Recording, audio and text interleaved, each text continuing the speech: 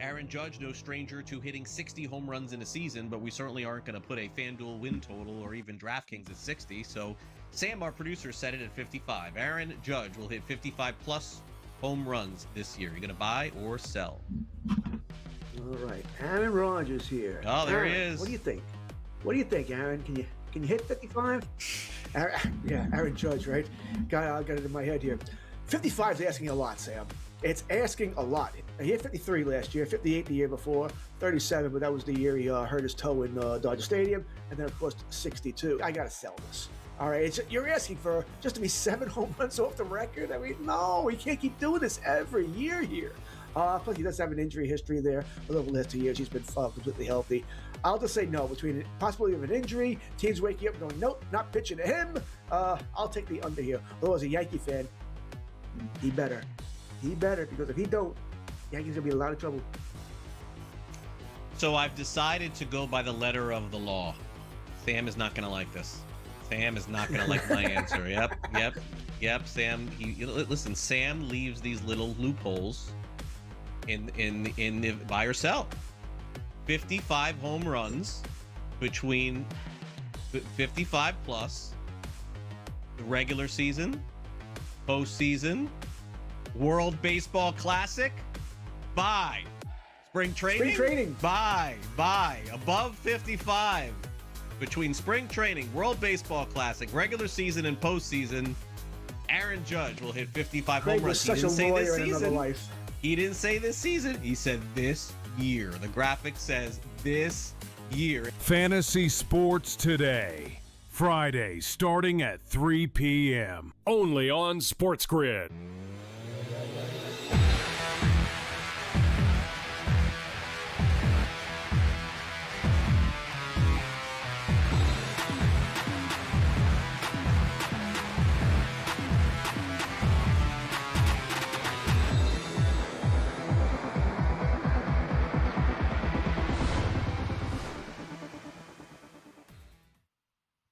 And welcome in. It is in-game live game day on a marvelous Monday evening. Scott Wetzel and Gabriel Morency for the next 2 glorious hours, right up until 10 p.m. Eastern time, watching, analyzing, and, of course, betting on the world of sports. The Hangover, Super Bowl Monday evening. We'll get to yesterday's game. Hopefully you had some winners. If you watched our show over the week, you must. Otherwise, you weren't paying attention. We got some crazy college basketball news that somehow or another I missed out of this story. This is just remarkable about how far NIL money has gone. We got some NBA. We got some college basketball tonight, including a small little game in Kansas between, Arizona and Kansas we'll get to. So a lot to get to over the next 2 hours. First up, though, game time. What's betting you up tonight, Gabe?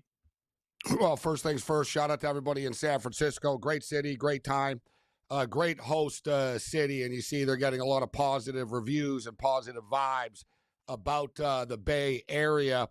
And normally, the day after the Super Bowl is pretty depressing for a lot of people, right? I mean, it's 213 days away from the regular season right now. It's the longest distance in between NFL football. But the fact that the Olympics are going on right now just sort of, they pass the torch literally and figuratively to the Olympic Games, and we'll go right from the Olympic Games right in to the WBC, right into the regular season, right into the World Cup of Soccer. So the post-Super Bowl withdrawals will be real next year. But to soften the blow, next year it's going to be a national holiday following the Super Bowl, which, I've always thought it should be. So it'll fall on the day before President's Day next year in Los Angeles, California. And it'll be Valentine's Day. So you got a double holiday there. That is really going to be crazy for sure. So opening pickoff time before Gabe and I get into the Super Bowl game. I'm going to start off with a couple of college basketball games. First one up, good Missouri Valley battle between Bradley and Belmont. Belmont's in first place. They had a real tough game. They're playing great basketball. They're in first place. That's all you really need to know. But they have won 9 in a row. But I'm still going to take a flyer on the Bradley Braves. They're a real good team. They're in third, fourth place in the Missouri Valley. They're tough at home. You're getting 1.5 points. I just think they're going to pull off the upset today. Home court in the Missouri Valley, believe it or not, I follow it, fairly closely. Having gone to Southern Illinois, it is big. The gyms aren't big, but they're halfway decent size, and it is tough to win on the road. Long story short, give me Bradley plus 1.5 to get the upset win over first place Belmont. We have a big game in the Colonial tonight with Wilmington and the College with Charleston, and both good teams.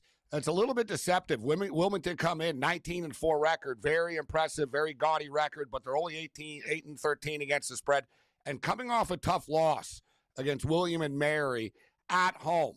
Now they have to go on the road. I'd prefer if a team had a tough loss on the road and it was going home after. And college teams sometimes fall into little mini streaks, good and bad. So coming off the loss, now going on the road, I think Charleston is every bit as good as these guys are. They might be 16-8, but they played a tougher schedule. They played a tougher conference schedule so far as well. A robust 14-9 against the spread. They're on a 5-game win streak. They're 9-2 in conference play, and they're 10-2 on their home court. Give me the College of Charleston tonight on the money line. Minus 135 right now. All right, we're going to be in the same camp with this one. That was my next game as well. I'll throw more. This is just kind of proof, Gabe, that you just can't rely on just trends, right? Sometimes you just got to step in and say, all right, I don't care. NC Wilmington is 13-2 against the spread their last 15 games against Charleston. But UNC Wilmington's been a pretty good program. Charleston, for the most part, not as much. This year, you said it's a battle of first place, and I'm getting the home team and basically pick them on. So I'm with you. Give me Charleston. UNC Wilmington, you're right. They lost, and they lost their last game. They're in a perfect bounce-back spot. But I'm going to buck that trend as well. Give me the home team, basically a pick 'em between two really good teams. Give me Charleston. I bet the over of this game as well. Wilmington like to get after it. I mean, they're 13-8 to the over on the season for a reason. They've scored 70 or more points in 7 straight games, and actually 70 was the low mark, right? Basically they score 75, 78. Offensively, teams are sort of clicking right now. I mean, this is it. This is sort of, teams are what they are right now. Meanwhile, Charleston have really been getting after it. It's one of the reasons why they're on a 5-game win streak is their offense has just come alive.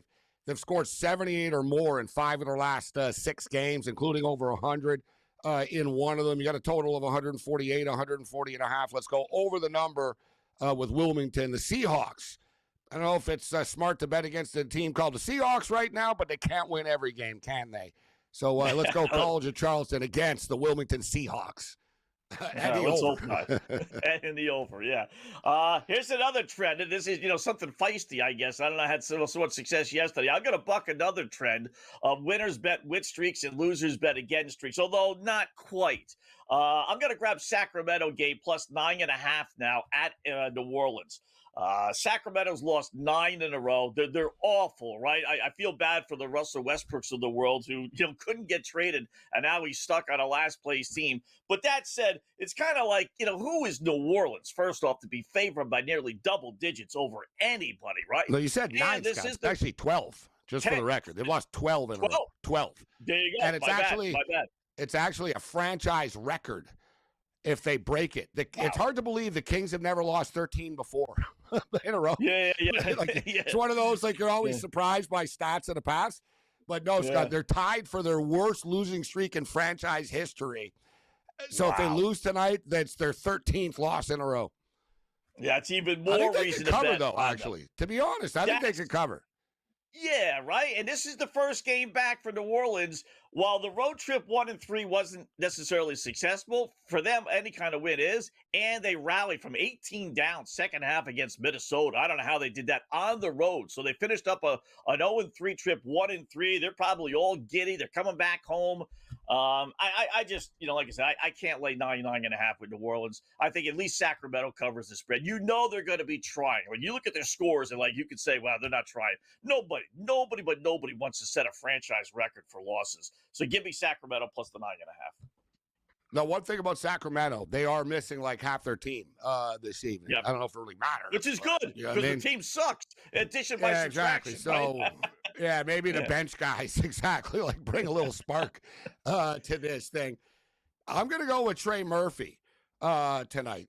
He's guy's averaging 22 points a game, but 26, 44, 27. Sacramento really aren't going to be looking to stop anybody. I expect this team. If you look at the Pelicans, actually, there's a lot of good individual players on this team where they all put up numbers. Like, it was almost pick your poison about, wow, who do you want to take? And I'll get to another player in a second. But Trey Murphy has been very consistent. I think he goes over 22.5 tonight. And I should note, this is a late ad, actually, because I like Sadiq Bey better because it's a lower number. But I wanted to take the Atlanta Hawks tonight, but Jalen Johnson was a late scratch, Scott. There's always a scratch in the NBA. So I had to scratch the pick, yeah. All right, we're going to find out about the Minnesota Teacups in that game. The line's up to 9. 2 reasons why. One, I've seen 10s. Yeah, FanDuel's, I'm looking at 9 at FanDuel. So it's going up because of Johnson, clearly Atlanta's best player, right? But Minnesota did blow a lead, an 18-point lead at home against New Orleans. That's bad enough, Gabe. Then they had Rudy Gobert, of all people, call out the team and really just rip his teammates, saying, we're not trying. We got to make changes in the starting lineup. I don't know if he was pointing to Anthony Edwards or somebody else, but so this team's going to go and wonder, they're at the fork in the road.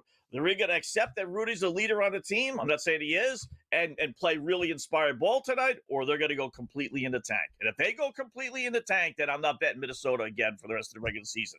Give me the Teacups. Somebody had to step up and call them out. Their coach is unhappy that he did it publicly. Right. That's his deal. He basically said, he should have just voiced this to the team, but Gobert questioned their defensive effort. And one thing Gobert knows is defense. So he questioned their defensive effort. Sadiq Bey tonight, guys. His prop is up to 18.5 right now, but he's been straight fire. Each month this year, his points per game has gone up. He's averaged 21 points a game in the month of January. Let's go over the 17.5, 18.5. Cool. There you go. Opening kickoff. We are in. More picks coming up.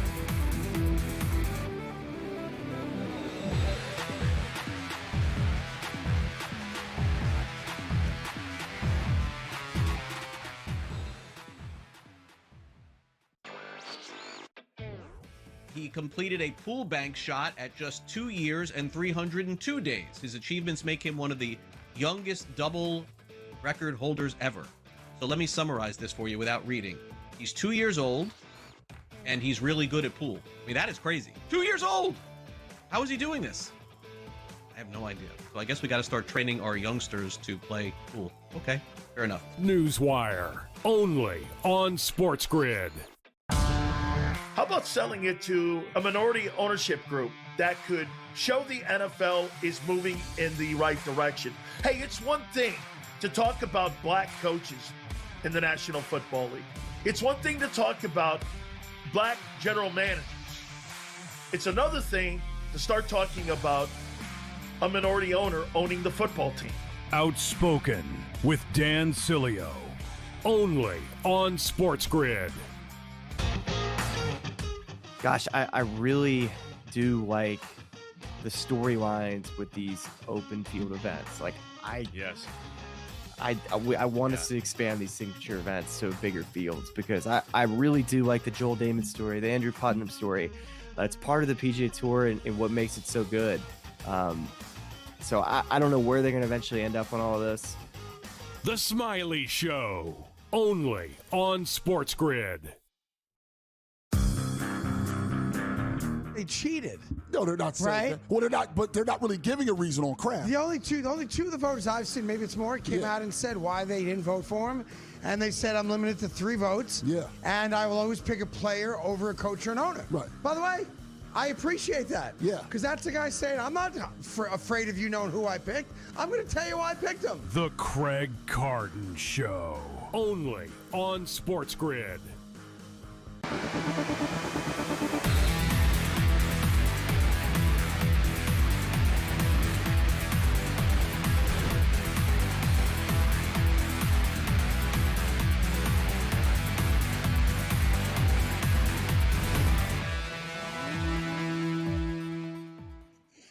right, welcome back. It is In-Game Live Game Day here on the Grid. Scott, Gabe, hour number one. We are underway. Opening pickup.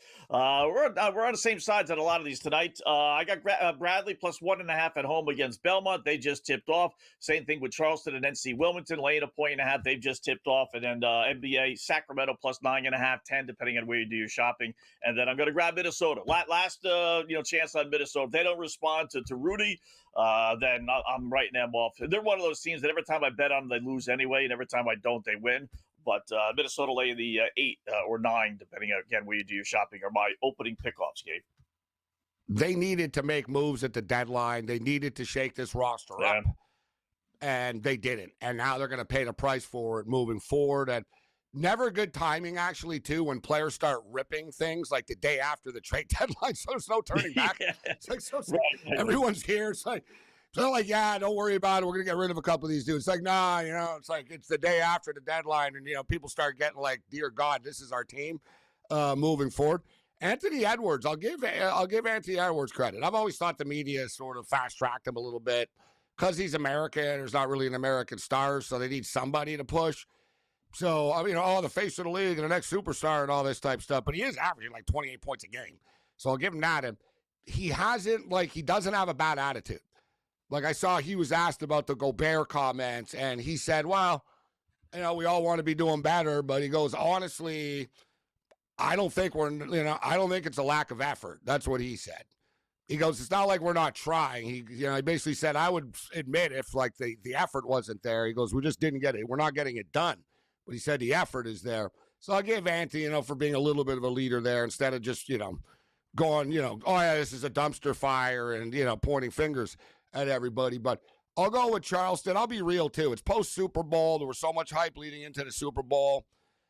And we got the Olympics now. And the Olympics are cool. I'm enjoying the curling and, the skiing and, all this other stuff that is going on. The women's hockey, but it's like the calm before the storm now with the Olympics, with the men's hockey set to begin. That's what we've all been waiting for. So, fortunately we have Kansas and Arizona tonight. But my early picks here, Charleston to win the game, Wilmington, Charleston over, Trey Murphy over 22.5 points, and Sadiq Bey over 17.5 points. But I do look forward to this Arizona game tonight against Kansas. And Bill Self is 38-0 on Big Monday, Scott. 38-0 at home on Big Monday. And you got the undefeated Arizona Wildcats rolling in here. Nobody's ever started 23-0 in the Big 12 before. So it's like you got worlds colliding tonight. This is as good as it gets. Heavyweight matchup, right? Michigan and Duke are playing in a couple of weeks, or next week, whatever. Like the ACC Big Ten Challenge is coming up, Scott. That's going to be over the top. That'll be, I think it's on the 21st. That's going to be like heavily hyped. But this game tonight, look, the Big 12 is the best conference in the country. I mean, deeper than the Big 10 is. And you got Kansas versus Arizona tonight. As good as it gets, man. I'll tell you that. Duke, North Carolina on Saturday, and we got Arizona and Kansas, a couple of days later. I'm surprised about that. I saw that number as well, that no other Big 12 team has started the season 23-0, right? Now, listen, 23-0 is great. But Kansas has had some phenomenal teams, national championship teams. Like, they didn't start 24-0 one time or another. Not many teams, Scott, get this far, bro. Yeah, it's tough. Them in Miami of Ohio. We'll talk to Mark Stidham about his bet. They keep on winning. Oh, yeah, Miami, Ohio are running the table. Like it's down to 375 right now. I'm getting in on that before they play their next game. Like I'm clicking it. I missed out on the plus 550 plus. I maintain. I call my shot. I'm telling you. I called the shot. They're going to run the table in the regular season. I think they get knocked off in their conference tournament. Right? Because there are good teams in this. But they've already played all the toughest teams. Right. So, and they've kind of shown that, no, they don't choke against the bad teams, and they barely survive. We saw against the good teams in their conference. Right? So I think they might win their tournament, but I could see them losing a close game in their tournament. But I don't think they stumble now. I think they're through the toughest part. Yeah. It's almost like the pressure not is off them by any stretch, but are they going to get to 20, or they've blown past that. They've had a couple struggles. They blew out Marshall over the weekend, which is they're big favorites in every game, like they would be according to the Ken Palm rankings. I saw it was like basically 8 points and up for the rest of the season type of thing. So they'd have to like stumble, Scott, for real. Like, you know what I mean? And they don't seem to be stumbling, this team. They've been on the ropes. I mean, look, man, we were on one night. Remember, they were down, man. There was one night they were down by 2 with like 5 seconds left. And they ran the court and they scored the bucket and then they ended up winning in overtime. So they have been on the ropes a couple of times, which is just, I think, sort of made them stronger along the way. Give me your impression. Super Bowl from yesterday. Last week you were in and out because you were out in San Francisco, but we gave out one lock, as we called it, right? Every single day, and we did pretty good. We went 4-1. I said that Darnold or Drake May was going to throw 2 interceptions. I figured one of these two would implode. Both were 3-1, so we hit that one with May with the interception. We had the over 26.5 yards receiving. Matt Collins, one of the days, he hit that easily. Seattle over 3.5 punts, which for the podcast crew knew that was the ultimate best bet lock. That hit easily. The only one we lost, the team with the most sacks, Seattle, that was as easy as pie. I know you had to lay a lot of juice, but there's no way in the world Seattle was not going to have more sacks against New England. The only one we lost with was the fumbles, over 1.5. We had 1. So went 4-1 with our locks last week. Pretty good. Yeah, it was one of those games where, it went the way you thought it was going to go. And you had to give New England a little bit of benefit of the doubt, even though we knew they were overmatched coming into this game. Just due to, the offensive line. The offensive line versus the Seahawks defensive line. That was something that could not be ignored. You were sacked 15 times in 3 games coming into the Super Bowl. Yeah. And now you were facing arguably the top defense in the National Football League, and they got you 7 times, 22 times. Drake May was sacked through 4 games. We talked about the 2.5 sacks minus money to 3.5 sacks, and ended up being 7 sacks. You could have won on the alt line over 6.5 sacks, but we hit A.J. Barner first touchdown of the game, which was nice. It took forever. Yeah. And I was starting to wonder if there actually was going to be a touchdown to the game. But A.J. Barner hits the first touchdown at plus 1,400. We hit a lot last night. I don't really like to live in the past too much. I'm just sort of upset I didn't put more on it. Yeah. All right, more coming up here on In-Game Live.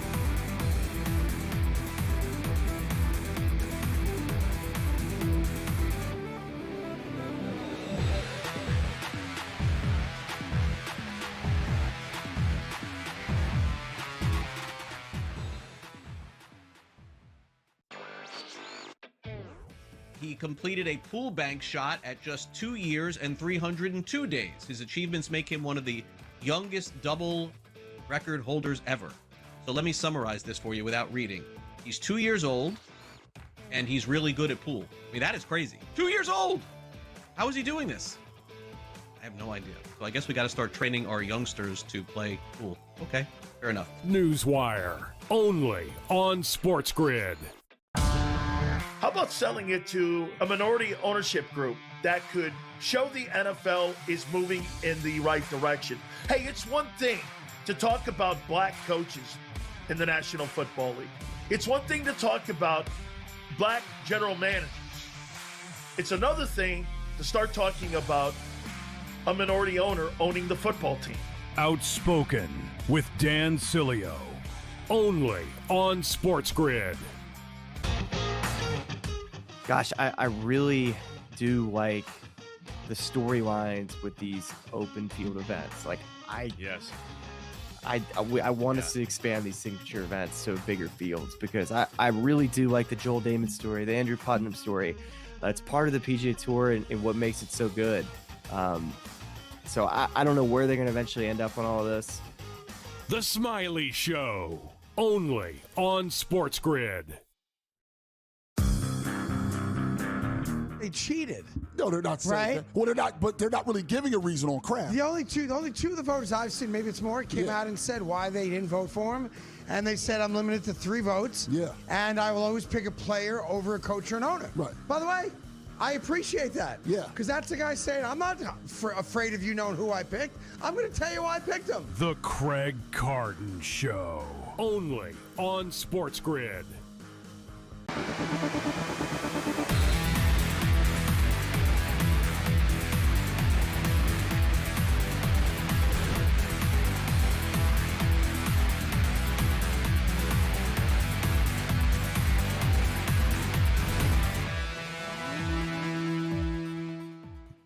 All right, welcome back. It is In-Game Live Game Day here on the grid on a Monday, day after the Super Bowl. A lot to get to, believe it or not, including a crazy story. I saw this over the weekend.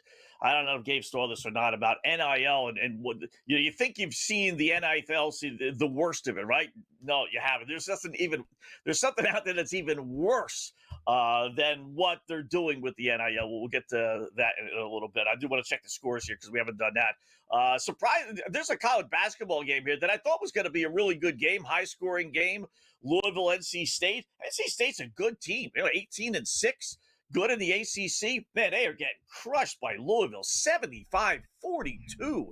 4 minutes into the second half. High-scoring game. It's 184.5. I didn't play NC State, and I'm glad I didn't. I am tempted to hop in now, Gabe, at 32.5, but they're down 33. That's always a bad sign when they're giving you There's a point lot of spread time that's left. equal. A lot of time. Right? They got to make some run, right? I would take, if I had to, I would take NC State only because Louisville are going to take the pedal off the metal. Right? I mean, they're going to be up by so much. They're going to clear the bench, at the 8-minute mark or something like that. They might, try to go on another little bit of a run. But, yeah, what a beatdown. In-game total right now, 184.5. 184.5. 75-42 right now. So we're at 117. Still a lot of points to go.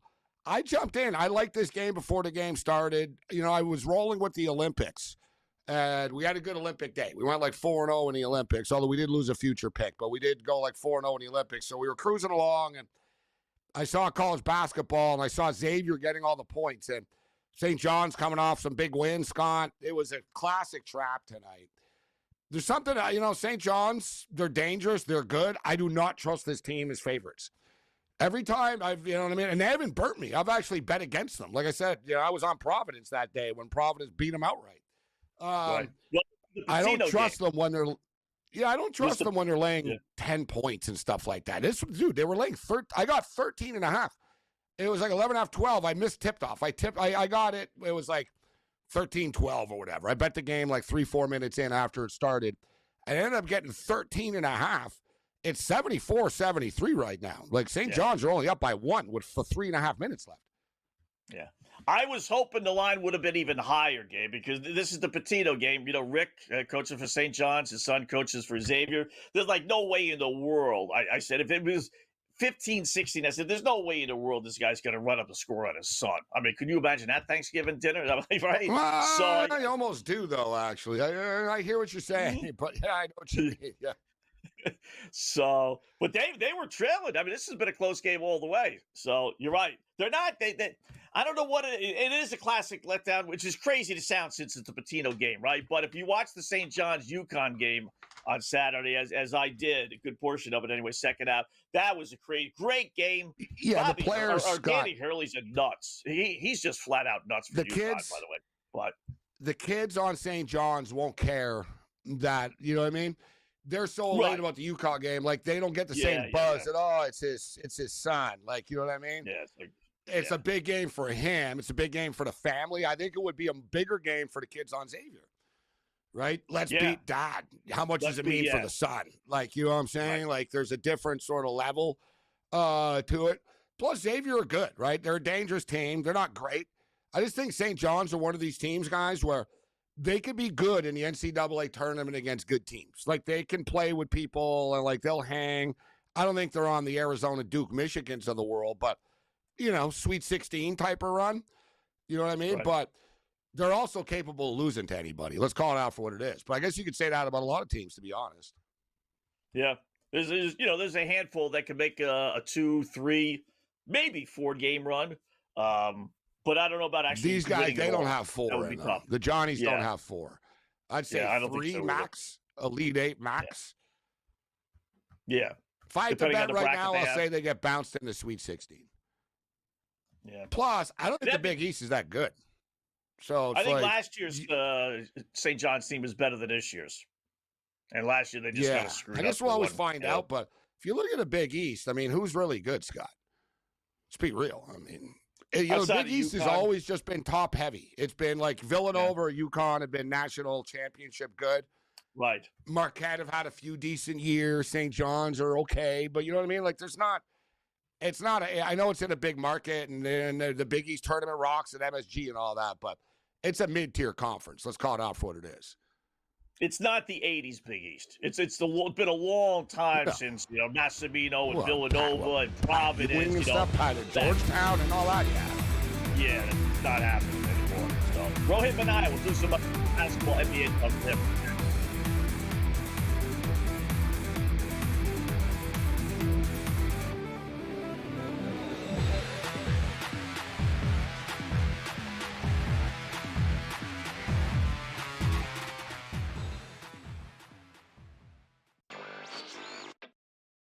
He completed a pool bank shot at just 2 years and 302 days. His achievements make him one of the youngest double record holders ever.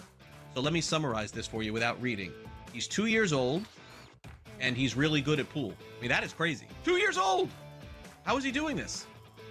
I have no idea. So I guess we got to start training our youngsters to play pool. Okay, fair enough. Newswire, only on SportsGrid. How about selling it to a minority ownership group that could show the NFL is moving in the right direction? Hey, it's one thing to talk about black coaches in the National Football League. It's one thing to talk about black general managers. It's another thing to start talking about a minority owner owning the football team. Outspoken with Dan Cilio, only on SportsGrid. Gosh, I really do like the storylines with these open field events. Like I want us to expand these signature events to bigger fields because I really do like the Joel Damon story, the Andrew Putnam story. It's part of the PGA Tour and what makes it so good. So I don't know where they're going to eventually end up on all of this. The Smiley Show, only on SportsGrid. They cheated. No, they're not saying that. Well, they're not, but they're not really giving a reason on crap. The only two of the voters I've seen, maybe it's more, came out and said why they didn't vote for him. And they said, I'm limited to 3 votes. Yeah. And I will always pick a player over a coach or an owner. Right. By the way, I appreciate that. Yeah. Because that's the guy saying, I'm not afraid of you knowing who I picked. I'm going to tell you why I picked him. The Craig Carton Show, only on SportsGrid.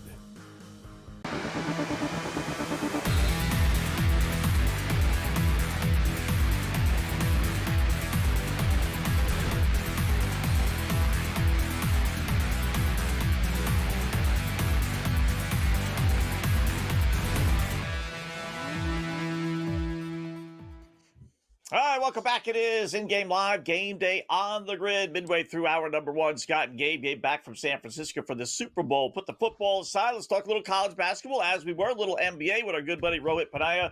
Covers.com is his home for all the sports, all his picks, all the action he writes. Rohit, what's going on, man? Scott and Gabe, how are you on this Monday evening? Good, great. Had a good little Super Bowl, but now time to focus on the sports that's left. So lots of basketball action, especially college for the next couple of months. So let's get on it. Yeah. Big one, won't burn the lead with Kansas and Arizona, right? 1 of 2 undefeated teams, Arizona, along with Miami of Ohio. How do you see this one playing out? Basically, pick them depending on where you do your shopping.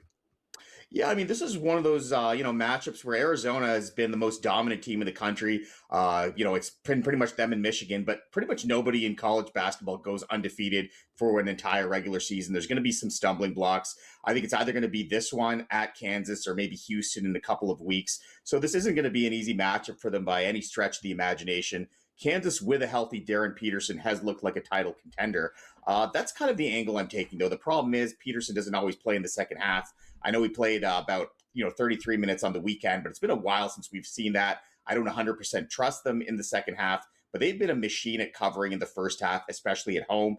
Arizona hasn't really been punched to the mouth early in a game pretty much all season. So I think they're going to come out to a tough opening 20 minutes here. I think Kansas is going to come out to play well at first, but Arizona does have better depth. So I don't necessarily trust Kansas to cover the full game spread. I like them on the first half money line though, so that's plus 110. They've covered the first half money line 18 of their last 20 games at home.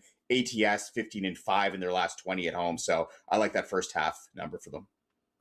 I said the same thing about Peterson before the BYU game, and I like him a lot. But I was questioning his his toughness, his mindset, so to speak. I brought it up, like you said, he only plays like 10 minutes a game in the second half so far this year after playing 16 in the first. And then he went off and single-handedly won the game for them. You know what I mean? In a limited, it's the last few minutes. It was like, and then you're like, it was just one of those, give him the ball, give him the ball, give him the ball. And taking it to, when he dunked over 5 dudes, it was like, okay, you see the athletic ability that he has here. But another big statement game for him here tonight, Rowan, right? You talk about NBA scouts watching because Arizona are really good defensively. And they're long. They're big. They're long. This is going to be a test for him tonight. His prop is high, too. It's like 21 and a half, 22 and a half. I saw that. Yeah, 22 and a half. And he doesn't get there normally. He generally checks in at about 20, 19, 20, but he doesn't always have to. But it's hard, man. Bill Self, guys, 38-0 at the Allen Fieldhouse on Big Monday. Sir. He's never lost. Yeah. I mean, that's a tough task. And the thing, too, with Arizona is they don't hit threes. I mean, they don't often have to. But, if they fall into a deficit, I don't know if they have the three-point shooters to really come back. We haven't seen them kind of get into a situation like that this year. But it's going to happen at some point. And I don't really know if they have the shooters to come back. But like I said, they haven't been put in that position yet this season. All right. Now, listen, Arizona, they've already have 23-0 speaks for itself. I don't care if you played Topeka high 23 times, right? And they've run a lot of games road. They've beaten Florida, UCLA, UConn already, right? Alabama. But that all said, boy, you look at their remaining schedule. You talk about a gauntlet. They got Kansas tonight. They got Texas Tech on Saturday. They got BYU. They got Houston. They got Kansas again. And then they got 5th-ranked Iowa State. So they're 23-0 now, knowing that they got about 8 games left, the 9 games left, including those that I mentioned. What are we looking at? 22-2, 20 or not 22, but 2 losses, 3 losses? I mean, where would the meter rise for you? Like, wow, this team's maybe not as good as we thought they would be. I mean, it would have to be more than 2 losses for me to think that, because like you said, the Big 12 is a gauntlet. No shame in losing to some of those teams. Like I said, Kansas, Houston on the road, super tough. Iowa State, too, just because the Iowa State can cause so much pressure with opposing ball handlers, can make things really ugly, and they can also just hit threes. When Iowa State is hitting threes, they are going to be really, really tough to stop. So, I mean, there's a lot of teams that can, knock them off. I wouldn't be surprised if they, lost 3-4 games down the stretch, but that doesn't mean they're not a contender. They're still a very good team. They are still very deep. They've got fantastic guys up front. They just control the boards. So, I mean, once it comes to playoff time and we're looking at the NCAA tournament, they could still definitely be a Final Four team, even if they lose a few down the stretch here. Well, guys, it's not the Arizona Wildcats or the Michigan Wolverines, but the Charlotte Hornets are one of the hottest teams in pro basketball. And they're playing the Detroit Pistons tonight. And all you need to know about the NBA, guys, you have the Detroit Pistons and the Charlotte Hornets tonight. You could get in, buy-in price, $6. Wow. $6. You can get in tonight. Like, for $6. Come on, Charlotte. Let's support the team a little bit here. But then when I say that, it just means the upper bowl. Like, they're not selling the games out. So, you know what I mean? There's like a bunch of empty seats people are trying to give away. But nevertheless, what did you do with this game? It was kind of I got to be honest with you. I had a premonition yesterday thinking, man, I've been riding the Hornets, and I took them the other night again. But I was like, man, this is probably the night they're going to lose. The Pistons are going to humble them here. And then I couldn't do it. Like you always we talk about, Scott. I'm not getting in front of a team that's won 8, 9 in a row here now, right? Like, they're so hot, but they're not out of it yet. They're down by 8. Did you play this game? No, I stayed away from it. It's one of those ones, too, where, like you said, Charlotte's won like 8 or 9 in a row. But I'm just not sold on this team. Top to bottom, they're not a good team. Like you said, it's not like they're getting any much support at home either. So it's not like they've got great home-away splits. I think they're actually under 500 at home this season. So, nothing that really impressed me. Pistons have been a good team kind of all year. This is one I kind of stayed away from, but, definitely looks like a little bit of fool's gold with the Hornets right now. How about the Biggie coming up in about an hour or so? Denver and Cleveland. Denver now 2-point favorites at home against the Cavs. Yeah, I like Denver. And, it's kind of funny. I was just talking about home-away splits. Nuggets usually have fantastic home-away splits. Not so much this year, but in general, they've got that great home court advantage playing at elevation. Jokic should be there. I think Murray's going to be playing today. Brown should be there. So I think all those things kind of added together. I think they win this one. I like them on the spread -2. I take them on the money line as well. Obviously, I think it's only like -130 or something along those lines. The thing with the Cavs is I'm still not convinced Harden is a good fit for them. I know he played one game with them. Things looked okay, but that was against a really bad team. I'm really curious to see how him and Mitchell are going to play next to each other in a situation like this. And when they are playing against the better teams in the league, they really are going to need Mobley playing. I don't think they're a great team, especially up front. I think Jokic is just going to have a great day in this one, and I think the Nuggets are going to be able to win and probably cover. I was going to be excited for Oklahoma City and the LA Lakers, but what's the deal now? So we know that there's no SGA, and for the record, and we'll get to that later, Scott, our world pick in the NBA All-Star game, everybody's getting hurt on the team. Yeah. No Giannis, now no SGA. SGA is out of the All-Star game now, but he ain't faking it. He ain't playing tonight, and neither is Luka Doncic. So, and you got a 7-point spread, Road. Yeah, what's your take the road on this team. strange game tonight? Yeah. Yeah, I mean, this is one of those ones where I don't love it. I love maybe the under in this game. No Luka, so I mean, you don't have the Lakers, best offensive player, but they are. Road. I'm going to say LeBron's going to do his thing. It's no Luka. Now he's going to put numbers up. It's 21.5. How do we not take LeBron over 21.5 points tonight? Oh, for points? Oh, yeah, that's an easy play there. I mean, that's the thing. Someone's going to score, but I think the total is 221.5. I'd be willing to take that. Yep. Thunder are just going to focus on defense, but yeah, the LeBron points, that's a good one. Assist should be good too because his usage rate is just going to be through the roof. Though. Yeah, just for the record, they got Austin Reeves back. I'll take the Lakers here, guys. Scott, Oklahoma City weren't covering with SGA. Now you're going to lay 7 without him? Fine. Luka's not there. Fine. Yeah. LeBron can still play. You got Austin Reeves. They'll be fine without Luka. Yeah. Yeah, I mean, it's just one of those ones where, when you're this dominant, when you're as dominant as the Thunder have been, they're just getting those inflated spreads, right? And you've got to hit those numbers when you're seeing them. It should be like 3, in my opinion. 3.5, 4, whatever. You know what I mean? Like OKC -3. Yeah. Quick pick on Philadelphia and Portland. I know you have. Yeah, I've got Philly on the spread here. That's a short one, too. I think it's -2. I'm expecting Embiid to play in this one, and I think with Embiid, they're just simply the better team. They've been winning on the road as well, so give me the 76ers here. Rowan, great job as always. Check out all his work, covers.com. Rowan, good job. We'll do it again soon. Thanks. Thanks, guys. Best of luck.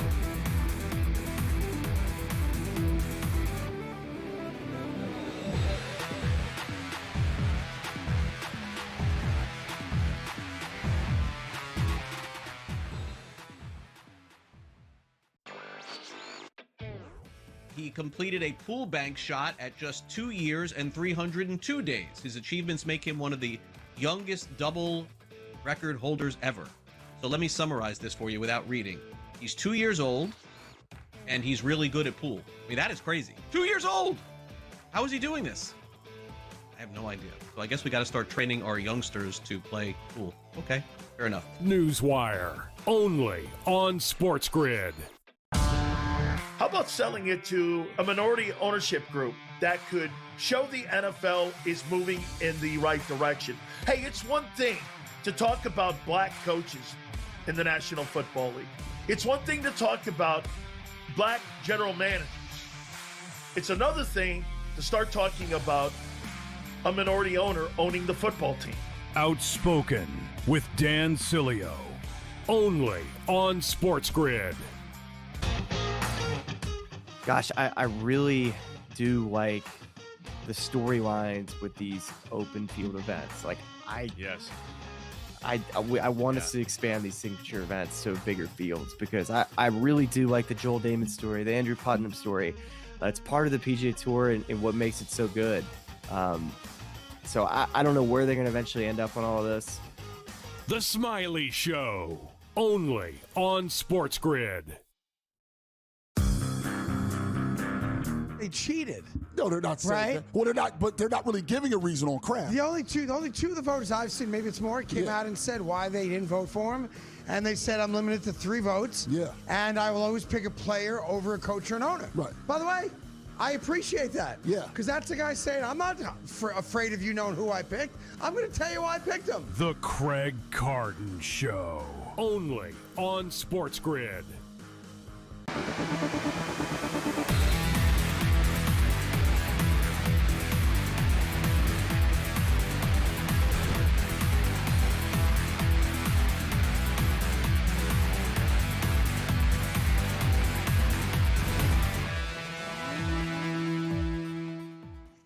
All right, welcome back in Game Live. Game Day here on the grid. Scott and Gabe, hour number one. Thanks to Rohit Panayev of Covers.com for all his plays and picks. I'll give you a good pick right now. It's a little hunch play.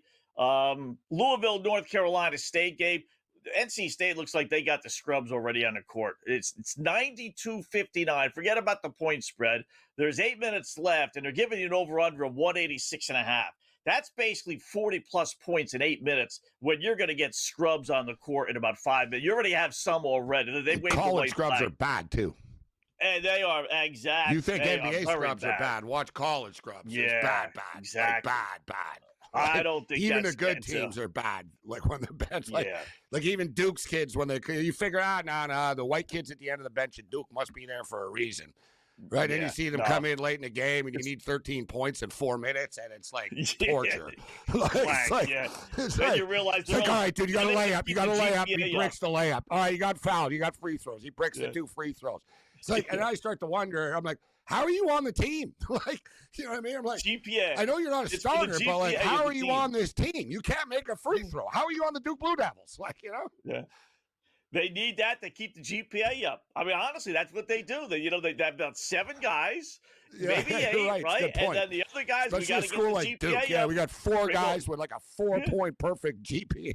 Yeah. And then the coach can walk around with, our GPA is 3.8. Yeah. Oh, yeah, sure it is. Yeah. You got 6 guys that couldn't spell basketball on the other end of the court, let alone play it, right? So. Yeah, so that's a pretty good. That helps when you watch the game and you realize that I don't think it's going to happen. They're going up and down the court, but eventually it's going to slow down and realize the game is over. Xavier and the Johnnies are in overtime now, 80-80. Wow, 80-80. 3 minutes in overtime. In-game totals up to 175.5 right now with 3.5 left there. I'll tell you what, we talked about the Charleston game, and I thought it could be turned into a track meet now. The total hit like 160 at one point, so it really has slowed down. It was a quick start. Wilmington's up by 5, not the end of the world, 34-29, and it is on pace right now. In-game total 151.5, but it has slowed down over the last couple of minutes. A game that just tipped off that we didn't get to, the Oregon Ducks at Indiana. And this is a bold pick, but give me the Ducks. I've been talking about how bad the Ducks are all the time and stuff. All year. You know what I mean? But yeah, but I tell you, look at Indiana. Do you trust Indiana winning by 11 points against anybody? No. The last time they smoked someone was like 2-3 weeks ago. It was Rutgers. All their games are pretty close. Like, even when they win, dude, they win by 5, they win by 4. They're not good enough to blow anyone out, in my opinion. Yeah. And I'll say this, Oregon got a player back, too. That scored like 20 points. Yeah, and we'll see. They only lost by 4 on Saturday. You saw. I was traveling, but they only lost by 4 at Purdue. They did look better, like on Saturday. Yeah, they got a kid who put 23 on the board. That was out for like 6, 7, 8 games, something goofy like that. I was reading. So that's why I played the over myself, over 142, 143. So I just took the 10.5. So. And here's what for you with that game. If you want a little hunch, I think it's really kind of reverse, but. The head coach of Indiana, Darian DeVries, if you remember that name, used to be on Dana Altman's staff at Creighton for like 9 years. So that's where he won't blow them out, actually. But you can still be up by 10 without trying to blow someone out. You know what I mean? But, you know what I'm saying? Like, well, just something a little, to think about, though. Yeah, just a little insight there. I think the Ducks will be competitive in this game. I think Indiana wins like 70-64 or something like that. 72-67, whatever, like a 5-7 point game, 8-point game or something. I don't think, I'll take my chances that they don't blow them out. Yeah. If you guys want a trend game, just for goofiness, Texas A&M Corpus Christi at New Orleans. It's underway already. I hate both those teams. I remember betting those teams earlier. I'm done with that conference. You're done with that conference? Yeah, but go on. 13-4, New Orleans is over last 17 games, and the series between these two teams, for whatever reason, 6-1 over. So, where are they at right now? First half still, all right, 25-24. You can get at 141.5, which is right around where the number was to start. So, again, just want some action. It's throwing me off. I'm like, really? Yale and Harvard are playing? Figure that'd be on a Friday night. Yale and Howard. Old days. Yale and Howard, Scott. Replace the A with an O. Yeah. Howard. That's just a weird matchup. Why How is did that Yale get playing on a the black schedule? college on a Monday night after the Super Bowl? Like, it's just like, Yeah. like you see Yale and like and you see it like looks like Harvard. You just assume, and I'm like, really? Yeah. They're playing Harvard? And I realized now they're playing Howard. Howard are beating Yale right now, 64-61, just for the record. Yeah, it's pretty impressive because like I said, Howard don't have Yale's the budget pretty Yale good. do. We'll tell you that. Yeah, and Yale compete for an NCAA tournament spot yearly. Yeah. You think about it, like how All did right, that good start, Scott. 4-0 Ducks. Already down to 7.5. I'll take it. Which one? Oh, the Indiana one. Okay. Oregon Ducks. Here we go. 4-0. You get a middle now. You get a middle one right now with Indiana. How about Let's that? go. So, by the way, big upset. Now you follow this a little bit more than me. I will gladly admit that. Big upset in the Olympics with your curling in the mixed championships, USA. What happened there? Well, yes and no. Thanks for bringing it up. Actually, you know what? They're going to be playing. I got some picks. In fact, I'll be doing an Olympic themed show at 10:30 Eastern time, just solely Olympic picks. Recap of the day and all that. But very impressive, Scott. Listen, I like this Italy team. We talked about it. They were 22-0. They had never lost before. They lost in the prelims. They weren't eliminated. But I'll tell you what, like it's almost like every match, bro, in this curling mixed doubles is like a one rock game. You call it not run or like puck. It's like a rock, right? Like one rock. Like I swear to God, man, like USA, epic. Like Italy and USA played a somewhat meaningless match last night. Then they played like 6 hours later in the semifinal. And Italy beat them 7-6. And then Italy was winning like 8-5, man, in the last end. It's like the last inning, last at bat, and USA scored 4 rocks to win and advanced to the final. And the dude on the U.S. curling team, his hand is all blistered up, man. He's got all kinds of tape and stuff all over. Like he's in pain out there. The Italian dude, Scott, it was crazy. I'd never seen a curler do this before. He smashed his broom in anger after they lost. He went to like the bench. Wow, at the Olympics. Yeah, I was like, whoa. He was like mad. Like.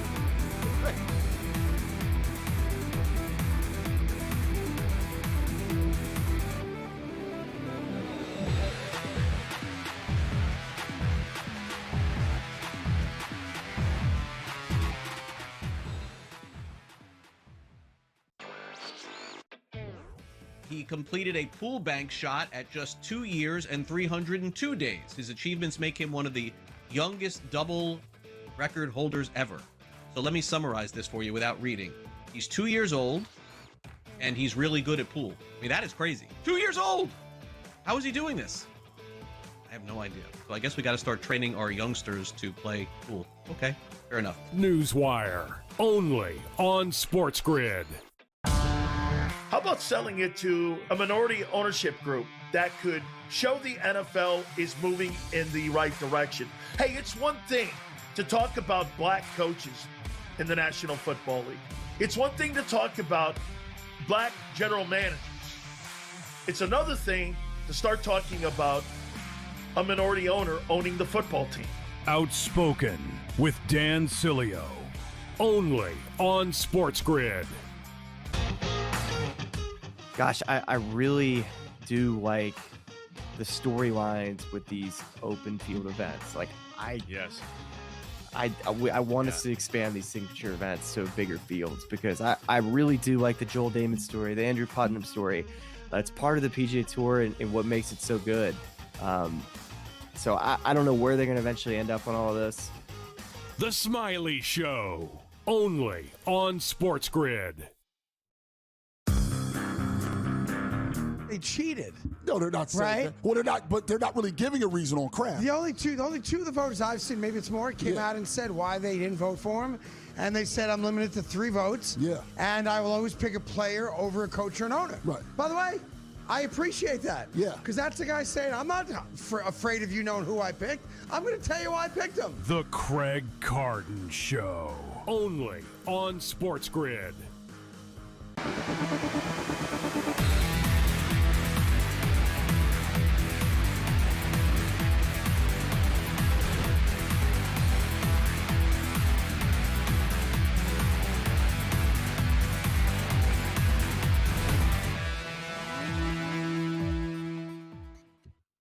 welcome back in Game Live. Game Day here on the grid. Scott and Gabe closing out hour number 1. So apparently a big fight in the I got the game on now in the Pistons game against Charlotte. I don't see anything going on right now. I must have missed it with my TV set, which is usually like 2 or 3 minutes behind. So I figured I would be able to catch that one. But there's a melee now. There's a bunch of players. Just for the record, first things first for betting purposes, in this last commercial break, all hell was broken loose. We just had a big brawl in the NBA game. Whatever. Bunch of players. Listen, if you want to suspend people for running on the court, like everybody's going to get suspended. And you're supposed to get suspended for that. Like both teams all ran on the court, like point blank.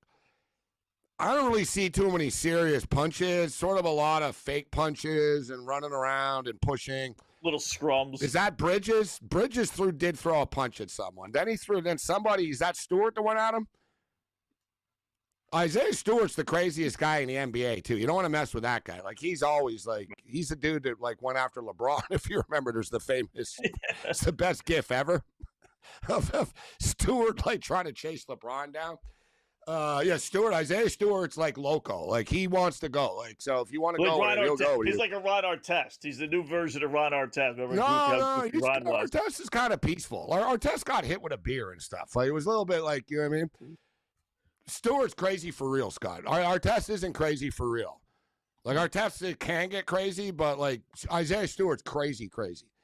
So it was Diabate and Jalen Duran that started it. Duran that started it. Got into it the most. So I guess it was Diabate that threw the punch here. So yeah, we'll see. We'll try to collect who gets ejected from this game. But I'll tell you what, Scott, we were just talking about Darren Peterson and questioning his durability. Now he's a scratch. Yeah. How the hell you're not playing against Arizona?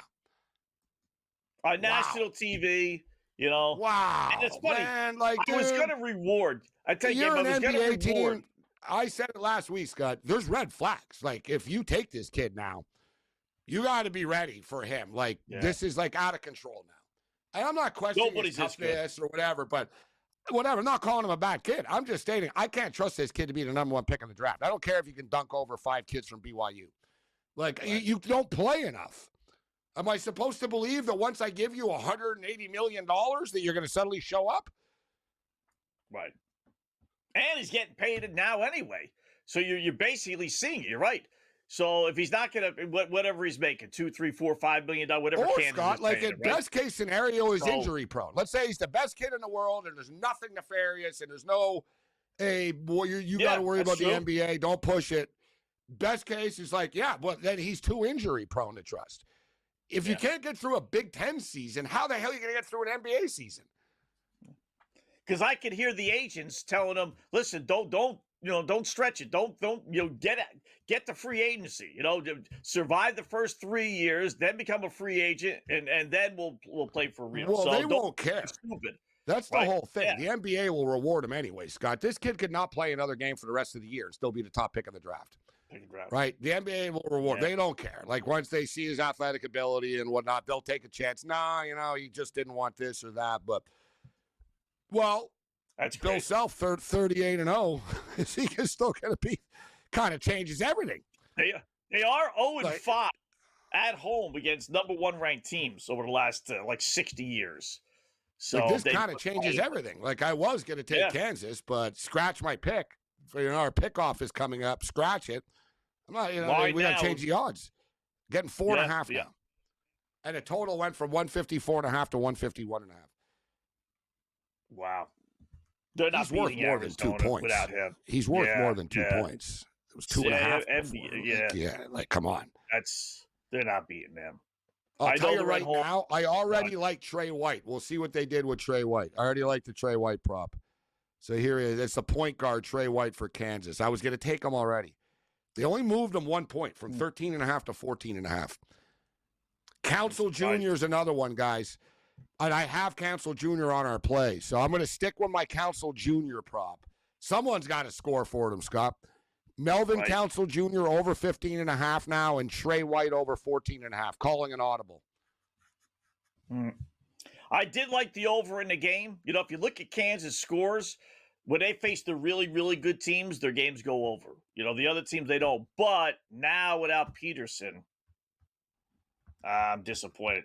I hate variables like this. So I don't mind the off. It's just, yeah. He's definitely scratched, huh? Wow. All right, we'll talk about it. Open a late night pickoff coming up next.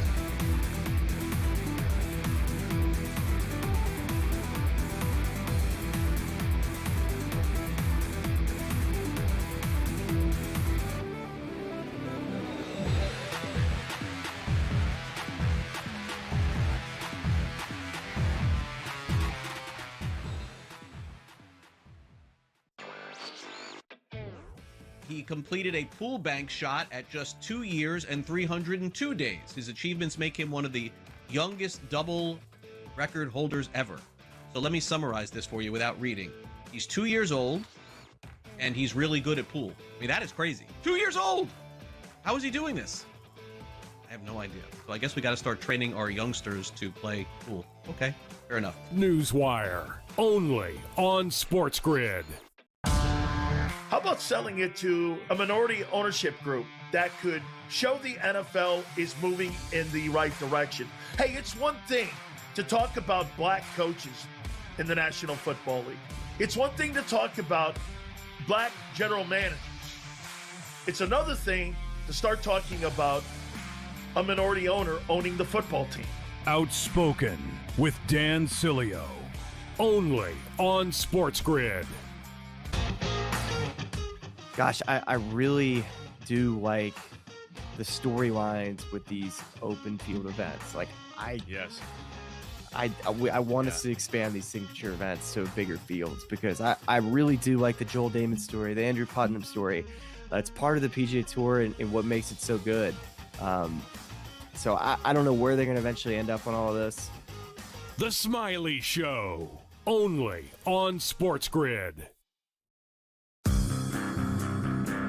They cheated. No, they're not saying Right? that. Well, they're not, but they're not really giving a reason on crap. The only two of the voters I've seen, maybe it's more, came out and said why they didn't vote for him. And they said, I'm limited to 3 votes. Yeah. And I will always pick a player over a coach or an owner. Right. By the way, I appreciate that. Yeah. Because that's the guy saying, I'm not afraid of you knowing who I picked. I'm going to tell you why I picked him. The Craig Carton Show, only on SportsGrid.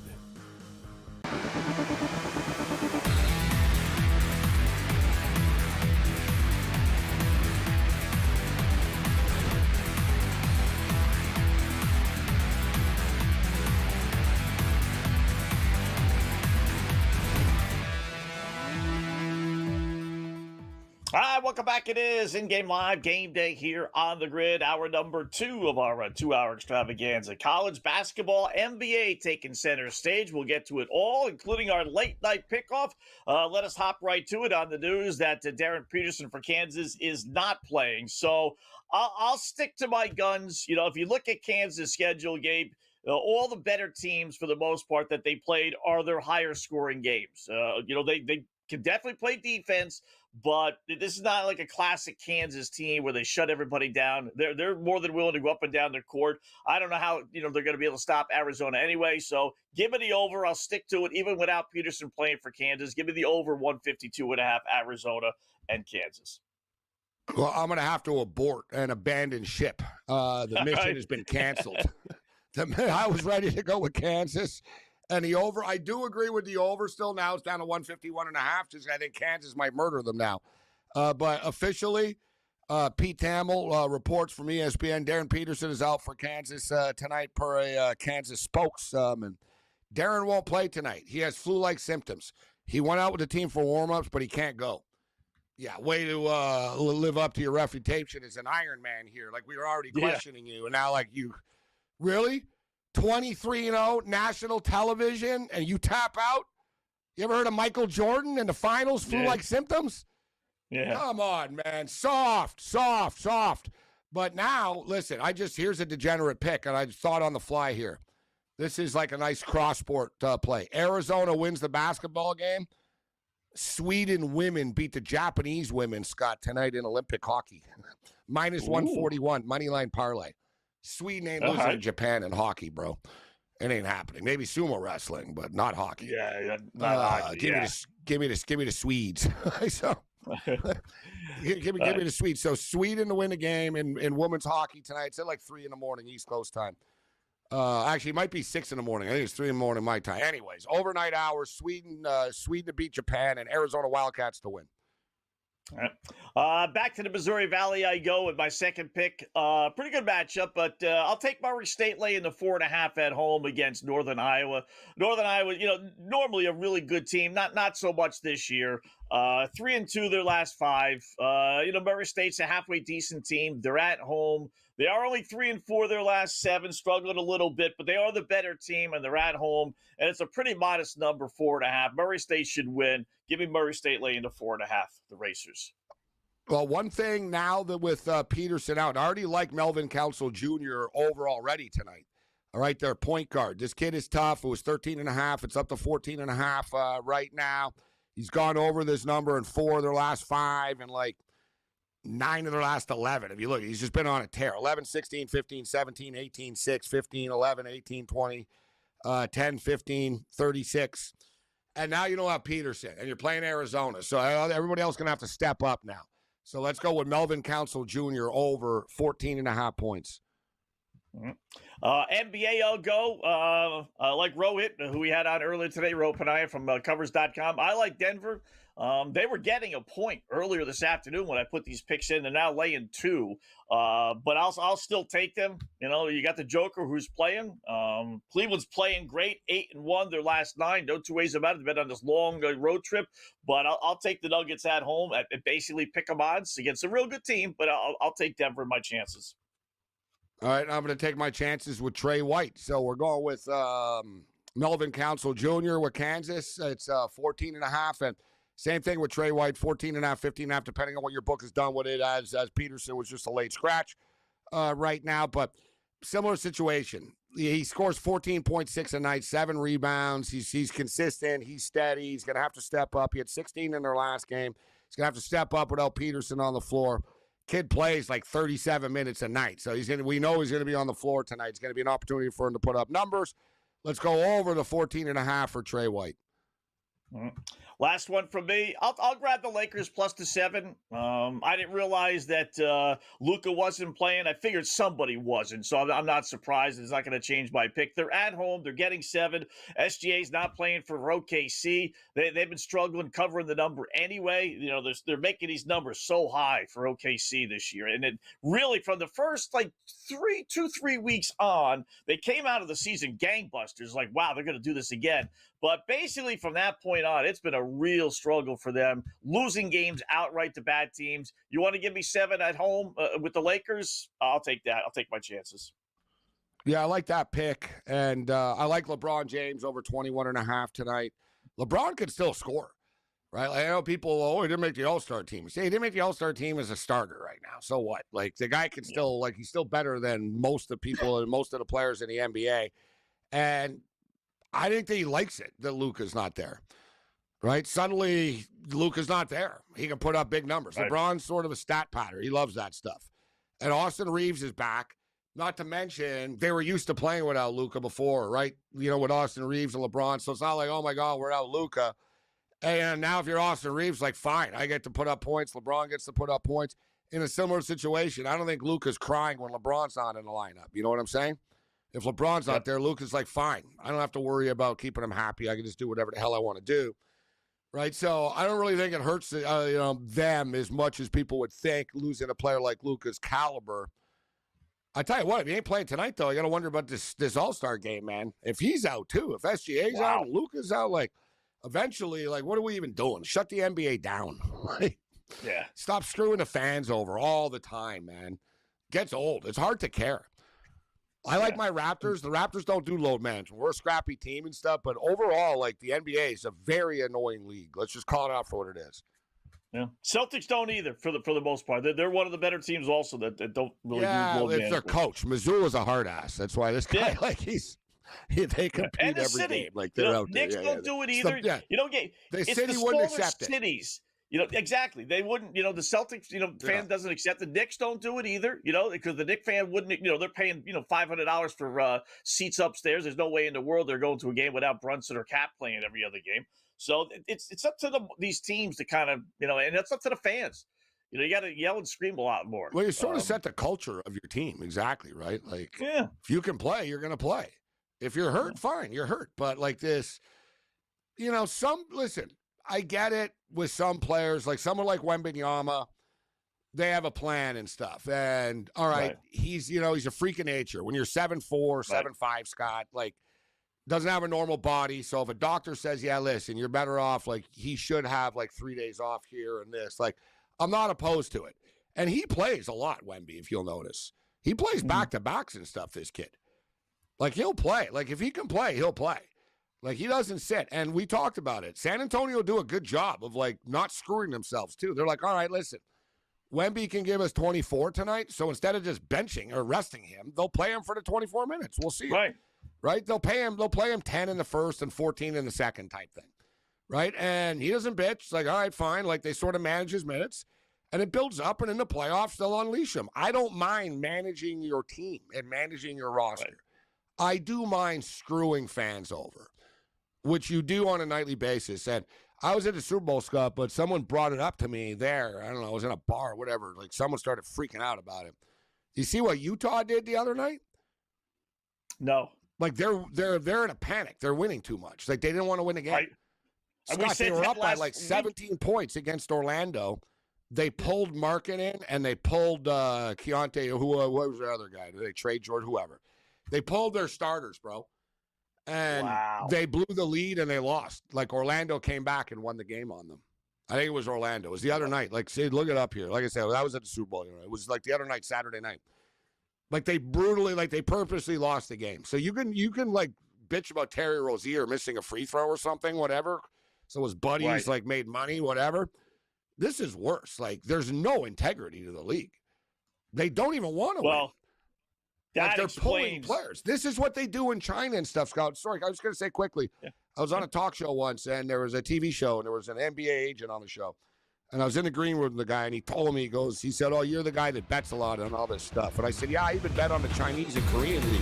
He goes, don't. It's rigged as hell. Wow. Crazy stories. All right, more coming up in Game Live.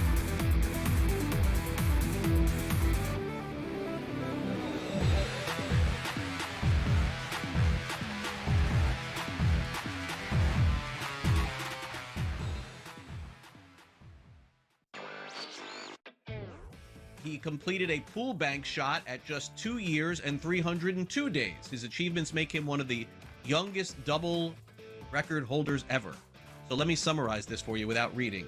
He's 2 years old, and he's really good at pool. I mean, that is crazy. 2 years old! How is he doing this? I have no idea. So I guess we got to start training our youngsters to play pool. Okay, fair enough. Newswire, only on SportsGrid. How about selling it to a minority ownership group that could show the NFL is moving in the right direction?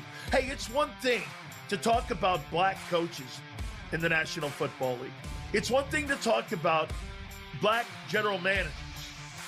It's another thing to start talking about a minority owner owning the football team.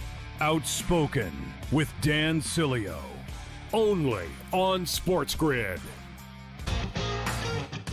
Gosh, I really do like the storylines with these open field events. Like I want us to expand these signature events to bigger fields because I really do like the Joel Damon story, the Andrew Putnam story. It's part of the PGA Tour and what makes it so good.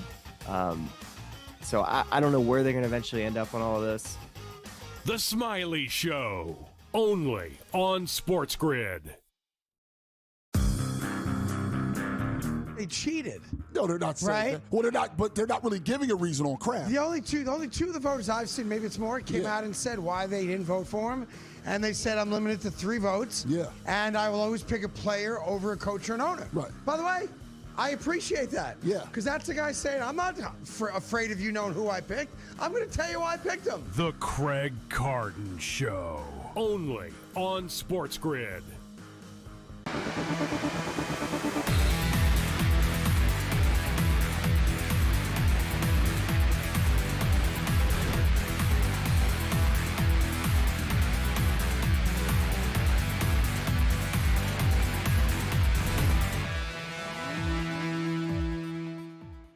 right, welcome back in Game Live. Game Day here on the grid. Scott and Gabe discussing a little bit of everything here. And, we were talking about these crazy Utah Jazz, right? They're leading again tonight, Gabe. 72-65, third quarter, midway through, right? And Markkanen's number, I thought I was like seeing double or something. It was only 21 and a half. And I'm thinking, what am I missing here? The guy averages over 27 points a game, and they're taking on the Miami Heat that couldn't The books spell are onto it, Scott. Play it, They right? don't trust he's going to play the game. They don't trust he's going to play. That must be it.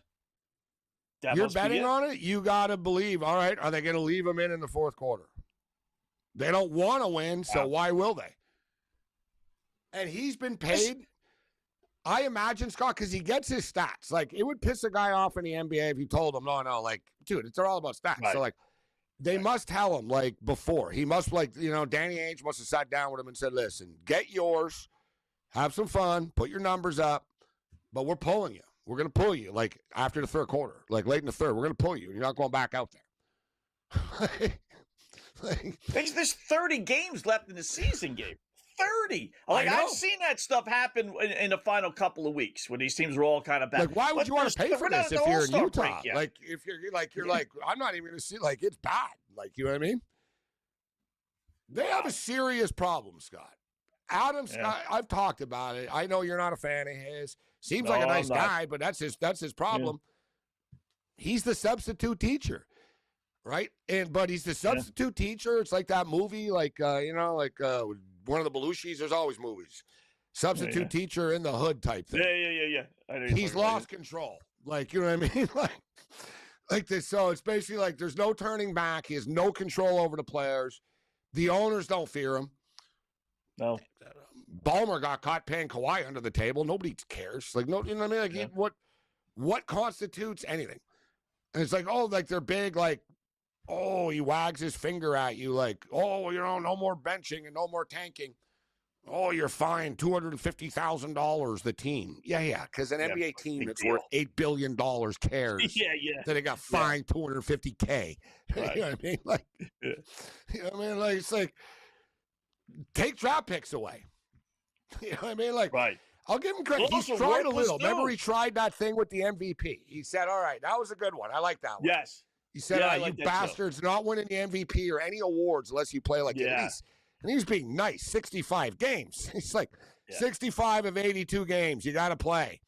That was like a threat. But now you're going to start threatening teams and stuff.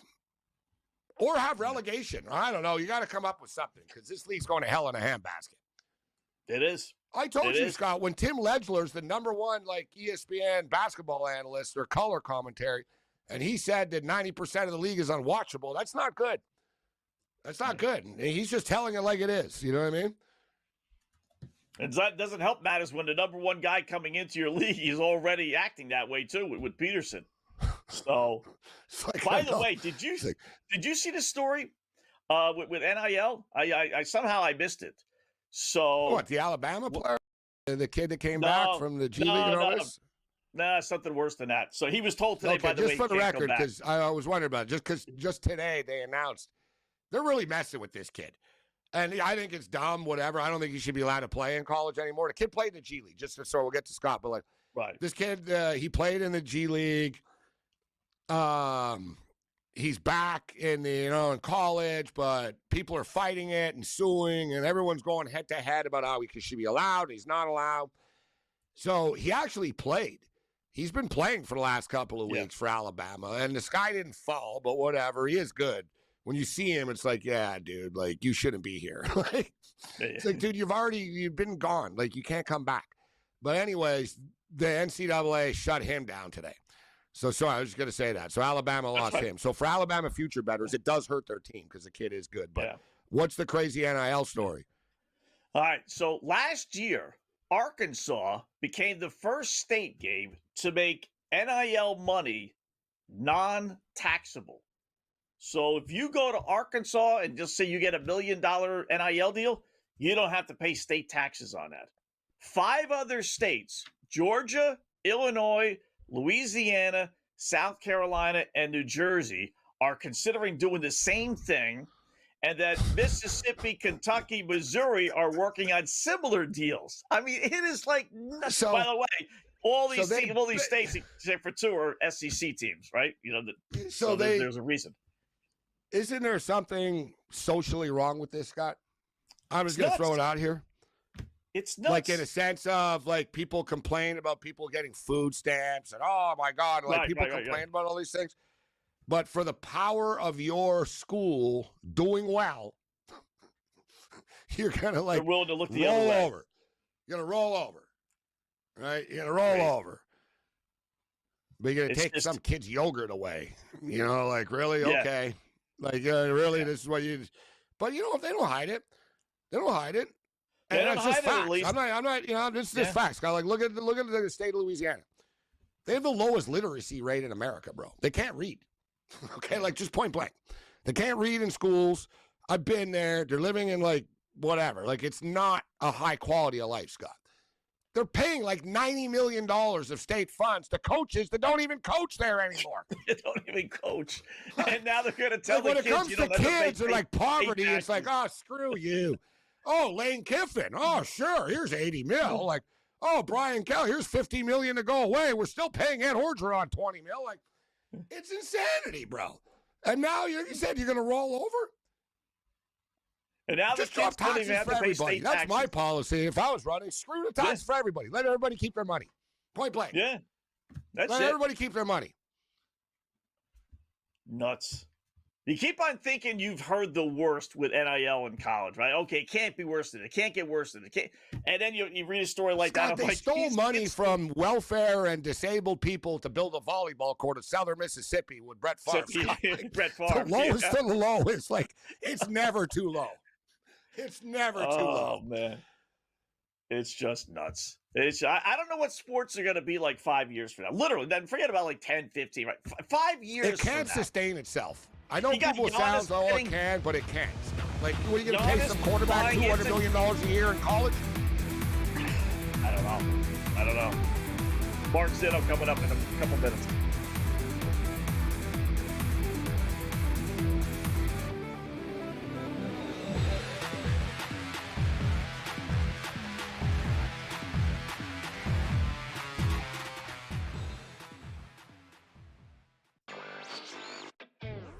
He completed a pool bank shot at just 2 years and 302 days. His achievements make him one of the youngest double record holders ever. So let me summarize this for you without reading. He's 2 years old, and he's really good at pool. I mean, that is crazy. 2 years old! How is he doing this? I have no idea. So I guess we got to start training our youngsters to play pool. Okay, fair enough. Newswire, only on SportsGrid. How about selling it to a minority ownership group that could show the NFL is moving in the right direction? Hey, it's one thing to talk about black coaches in the National Football League. It's one thing to talk about black general managers. It's another thing to start talking about a minority owner owning the football team. Outspoken with Dan Cilio, only on SportsGrid.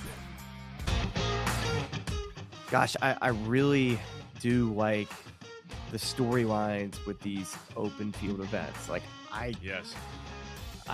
want us to expand these signature events to bigger fields because I really do like the Joel Damon story, the Andrew Putnam story. It's part of the PGA Tour and what makes it so good. So I don't know where they're going to eventually end up on all of this. The Smiley Show, only on SportsGrid. They cheated. No, they're not saying Right? that. Well, they're not, but they're not really giving a reason on crap. The only two of the voters I've seen, maybe it's more, came out and said why they didn't vote for him. And they said, I'm limited to 3 votes. Yeah. And I will always pick a player over a coach or an owner. Right. By the way, I appreciate that. Yeah. Because that's the guy saying, I'm not afraid of you knowing who I picked. I'm going to tell you why I picked him. The Craig Carton Show, only on SportsGrid.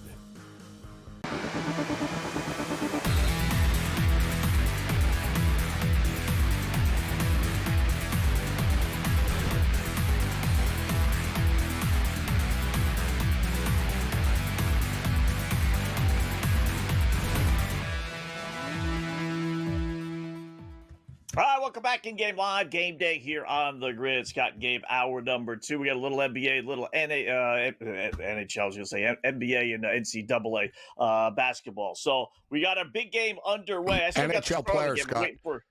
I'm waiting for NHL players. roller workout. Go ahead. No, there won't be another one. There won't be another one. Charlotte nearly Coach done just now. got talk for the game. Pistons are What, they pulling cut away it a to little bit late, but No, they cut it to 6, actually, I'm seeing here. Ooh, okay. Charlotte. let's see. Yeah, 100 to 94. There's under 5 minutes left, but the Hornets have been trailing. They led after the first quarter, but since then, like they were leading by 4 after the first quarter, but it was 61-57 at the half. Every time they get it kind of close, like Detroit scores again. So like they just scored again. They've been back up to 8 right now.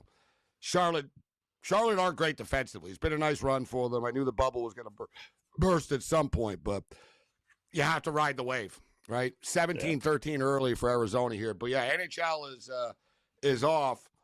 I did it the other day when I was in San Francisco. I looked at the schedule.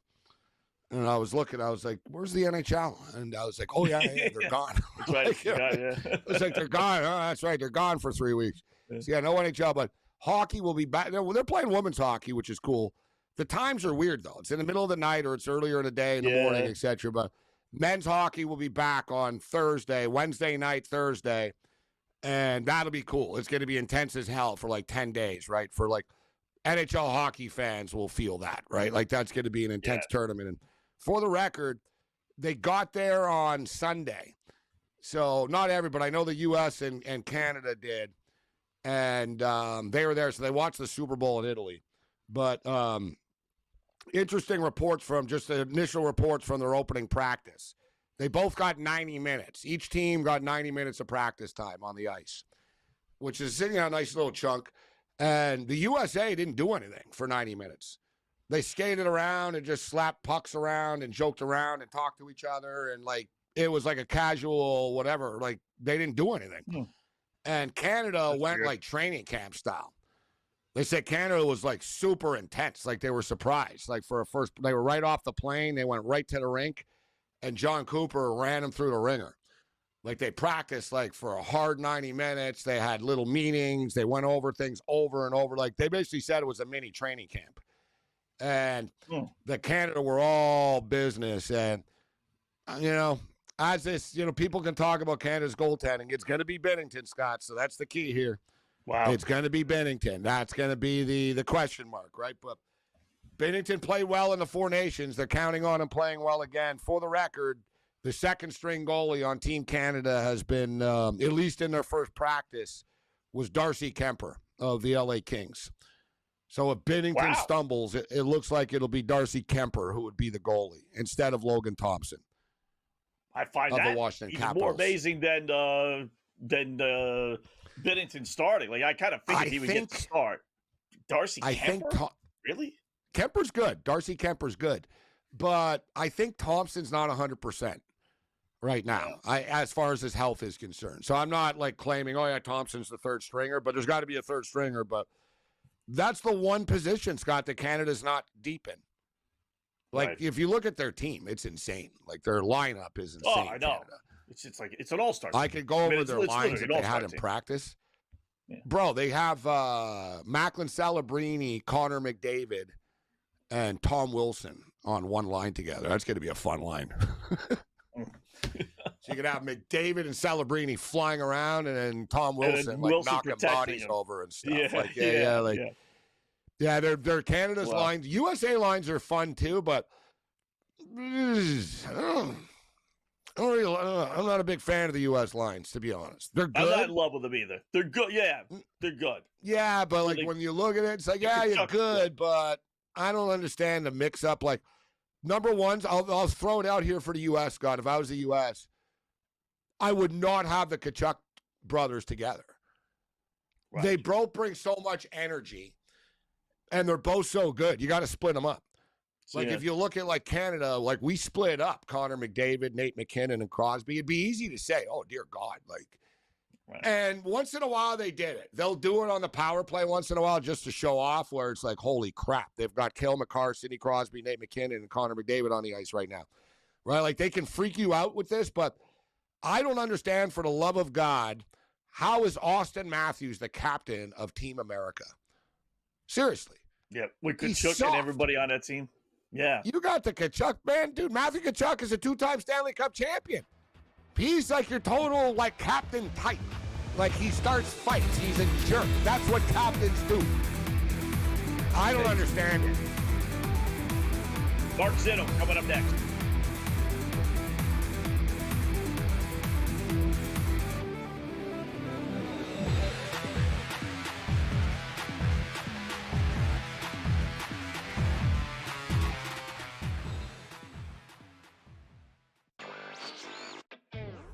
He completed a pool bank shot at just 2 years and 302 days. His achievements make him one of the youngest double record holders ever. So let me summarize this for you without reading. He's 2 years old, and he's really good at pool. I mean, that is crazy. 2 years old! How is he doing this? I have no idea. So I guess we got to start training our youngsters to play pool. Okay, fair enough. Newswire, only on SportsGrid. How about selling it to a minority ownership group that could show the NFL is moving in the right direction? Hey, it's one thing to talk about black coaches in the National Football League. It's one thing to talk about black general managers. It's another thing to start talking about a minority owner owning the football team. Outspoken with Dan Cilio, only on SportsGrid. Gosh, I really do like the storylines with these open field events. Like, I want us to expand these signature events to bigger fields, because I really do like the Joel Damon story, the Andrew Putnam story. It's part of the PGA Tour and what makes it so good. So I don't know where they're going to eventually end up on all of this.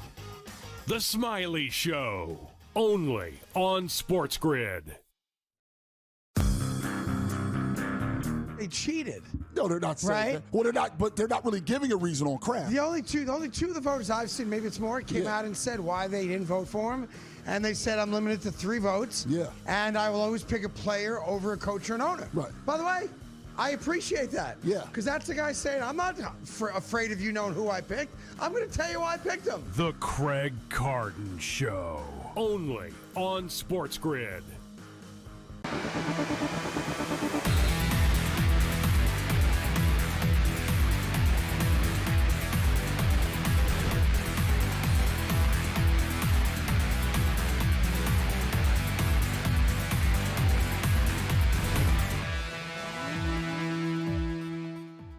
All right, welcome back in Game Live. Game Day on the grid. We got Kansas, Arizona. We got a couple actually halfway decent NBA games, including our hunch little play on Minnesota. So let's welcome in our good buddy Mark Zitto, SportsGrid host, who's still keeping his eyes out for a Miami of Ohio loss. What's going on, Mark? How are you tonight?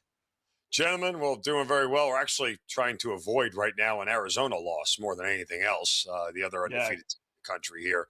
I wasn't going to play the game, and then Peterson was ruled out, and I said, you know what, I'm going to play the game, and that's really all I can say. I mean, he is such a catalyst for them, and without him in the lineup, I don't know if they can make up the scoring. And Arizona's defense is a whole different level, so it was enough. Even though the line jumped, I think about 2 points from what it was earlier today at 2.5 to 4.5, I still grabbed it.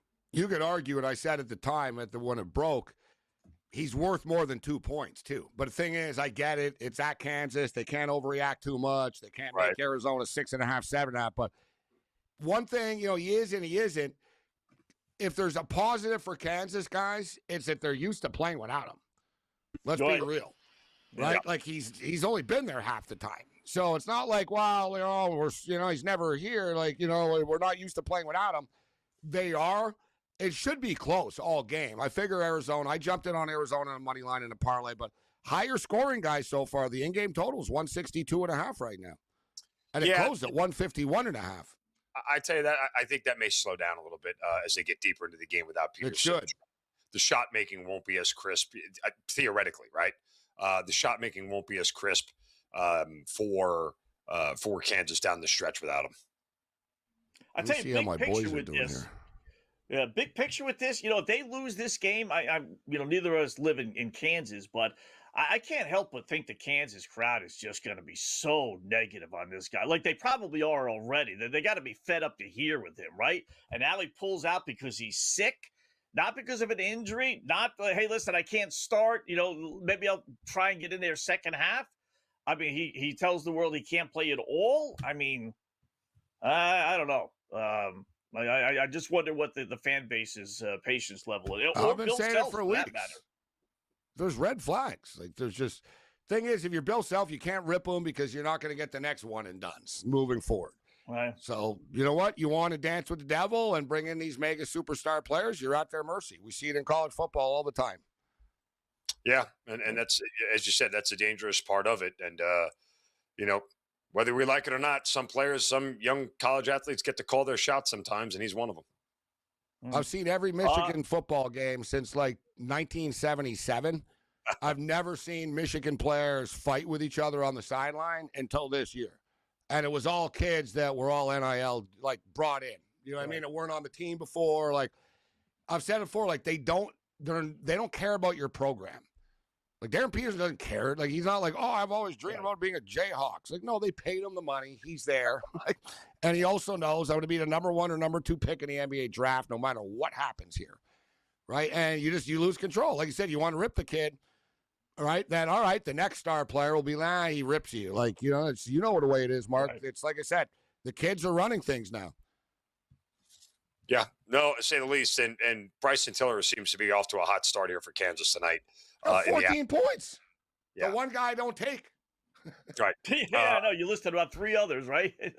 That's the one guy you didn't He won't mention. keep this up, which means they're in trouble because they're down by 5 and one kid's got 14 points. This ain't going to continue. If they weren't 3 for 5 from 3 to start this game, this would be a much bigger gap as well. Arizona's only had to take 2 threes so far in this game. They made one of them. So they're shooting 55% from the field. That is sustainable for them. That's the level of team this is. Yeah, they're not winning. Kansas not winning this game. This might end up being a blowout when everything is said and done. All right, how about a little NBA? What do you got at Memphis and Golden State tonight? I mean, Memphis is literally a corpse of a basketball team at this point. Like, how do you actually bet them at any point in time? I'm kind of curious. Now, who is playing for the Warriors? They're not a corpse. They're banged up. No Steph Curry, no Kristaps Porzingis. I mean, who is actually suiting up for Golden State tonight that you trust to be able to do anything? Clearly, again, we know where Jimmy Butler is, but I mean, they got a lot of guys banged up, and I don't know if there's anybody that really can score here, but there's a lot of points to lay for a banged up team. It's a hard bet, guys, because if I told you the Warriors won by 14, you wouldn't really be surprised. Yet, in the same respect, with everybody that the Warriors have out, and Memphis just being Memphis, who is a fast-paced team that runs up and down, at least the older version of them was. We know what they are. We don't really know what they are yet. But, to a certain extent, if they can get up and down and run and score, they can keep the thing close. Any thoughts on Lakers and OKC? Speaking of the teams that don't have star players, no Luka, no SGA, among others, for this game. Yeah, you think that the NBA called up and said, LeBron, you have to play tonight? Like, we have that. It's a nationally televised game on Peacock. Yeah, we have to have so many people know suiting up for tonight. Look, I still take Oklahoma City here. They still have the depth. And guess what? The Lakers defense is still bad, and it's not getting any better.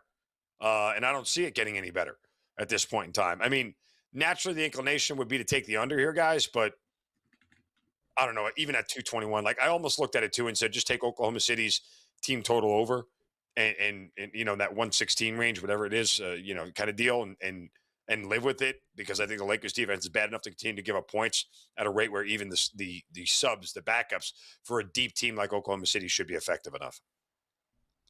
OKC 25-27-1 against the spread. Feels like they're worse. It's funny because they're 40-13, and it sort of feels like they've imploded a little bit, but they're 40-13 on the season. Lakers are 28-22-1 against the spread this year, 32-19 straight up. I've always thought that the Lakers are kind of better than people give them credit for this year. Normally they're overhyped. I kind of find they're underhyped this year. I'm going to pull the trigger with the Lakers plus the points, but guys, you got some, interesting late games here tonight. Philadelphia at Portland. And Portland were one of the cool stories of the year. They did stumble. They had that losing streak, but they've beaten Memphis in their last two here. Philadelphia are shorthanded tonight. I think there's a spot for the Portland Trailblazers tonight, guys. I don't know if any of you two are going to play this game. Mark, any opinion in the Philly-Portland game? No, I'm kind of with you on Portland. It'd be Portland or pass, to say the least, right? I mean, Portland has actually been pretty good at home, 16-12 against the number, 15-3 straight up. So they've been much better at home as far as covering is concerned. And, they, strangely enough, they haven't covered 5 of their last 6. So it's in a spot where it might start to turn around for the Sixers guys have been on the West Coast for a while, man. At Clippers, at Warriors, at Lakers. That's strange to play the Clippers, then go to San Francisco, then back to LA to play the Lakers, then to the desert to Phoenix. Now you're in the Pacific Northwest. Portland's a unique trip, Mark. It's in the middle of nowhere compared to the other NBA cities. You know what I mean? They've got to be a little bit worn out on a Monday night tonight, the Sixers. Again, I agree. Portland or pass. I don't think there's any way that you'd find me betting on Philadelphia tonight. All right, give me your impressions of yesterday, Super Bowl. What'd you think? Well, I lost a lot of money, so I didn't think it was good. Okay. The public was right, and it happens. Yeah. I had a little salve in the wound with Drake May going over his completions, which was scary because I didn't think it was going to happen. And then late in the fourth quarter, he had 2 drives that sent him way over. And Travion Henderson had that one reception at the end of the game that pushed me over his receiving yards prop, and that was probably not all I could celebrate. It was a game script that was bad for props all around. It just was. It was not a good prop because the game stayed under for so long. It was not a good prop night for a lot of people. Yeah. Man, I wish that last Walker touchdowns counted. Game would have went over the number with that, but shoulda, woulda. I needed the Patriots to score that touchdown because I was trying to backdoor tease. Yeah. I know it's still alive there. I noticed that. Yeah, I'm like, oh boy, there's a lot of stake here. You just knew they wouldn't score though. Amazing. Mark, good job, man. We'll do it again soon. Thanks.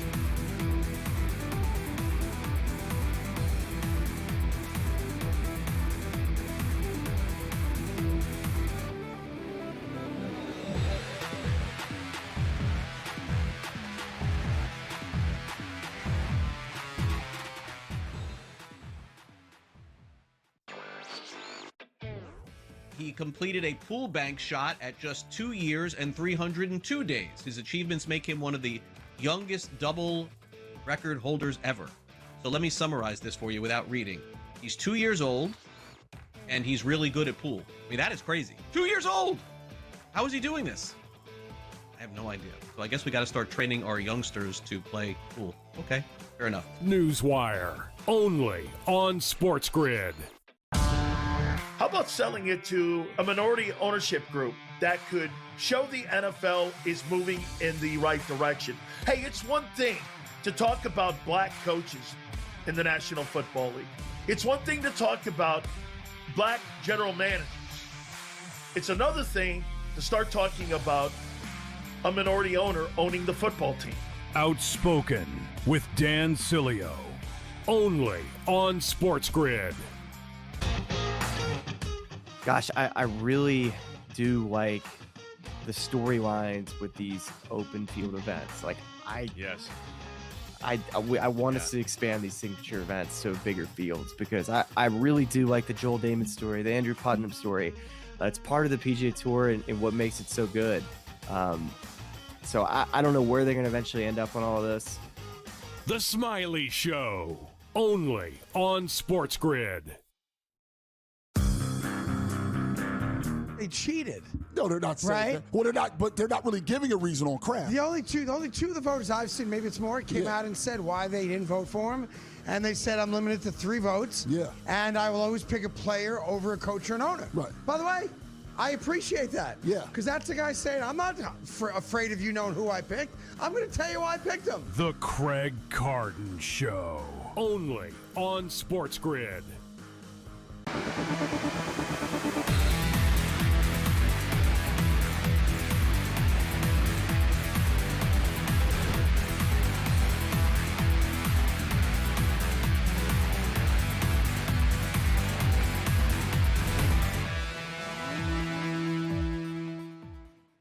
welcome back in Game Live, Game Day on the Grid. Thanks for Mark Zito joining us, as he does from time to time, Sports Grid host.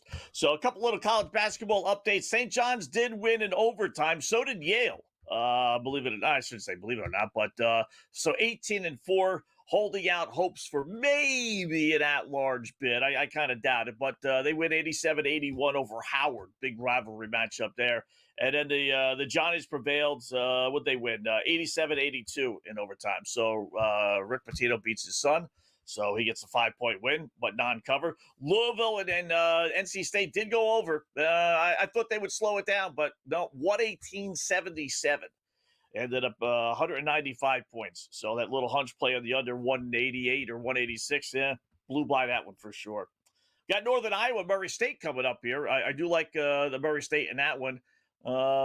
Oregon's hanging around, Gabe, with Indiana, 36-30 at the half. I thought it'd be a little bit higher scoring game, but, get double digits there with Oregon. You're looking halfway decent there at the half, all things considered. They're both more kind of under teams, but we'll see now if Oregon starts to score. But look, we just saw 68-64 against Purdue. I'd like, I'm getting, what am I getting? I'm only getting 10.5 in this game. I'd prefer if it was like tied or something. Indiana could go on a run, but we got a puncher's chance. We did hit with Xavier already. Charleston, we're on the wrong side. Wilmington are just better, evidently, tonight. 63-50. They're up by 13. Charleston just can't get on track. And the total, I don't want to go for 2 in this game. The total is 145.5 now. I got it at 147.5. So it's sort of right there. I need Charleston to do something and go on a little bit of a run here. But pretty eventful night here tonight with Kansas. You got the Kansas-Arizona game, but a couple of good NBA games. Like I said, there's no SGA here tonight, but you've got LeBron, you've got Austin Reeves. I'm surprised about this point spread here tonight. 7. The Lakers, I just, like I said, it's strange that you would say that the Lakers are underrated, right? Because all the media does is freaking talk about them, it feels like, all the time. Right. It feels like that way, right? Oh, Lakers and Luka and LeBron and the Lakers, it's just all over. And Jeannie Buss and the Lakers. And, right, like the media basically only talk about a couple of teams, the Knicks, the Lakers, and the Warriors. And it gets annoying. But I don't know. Like I said, there's a perception that LeBron is done or something, and he isn't.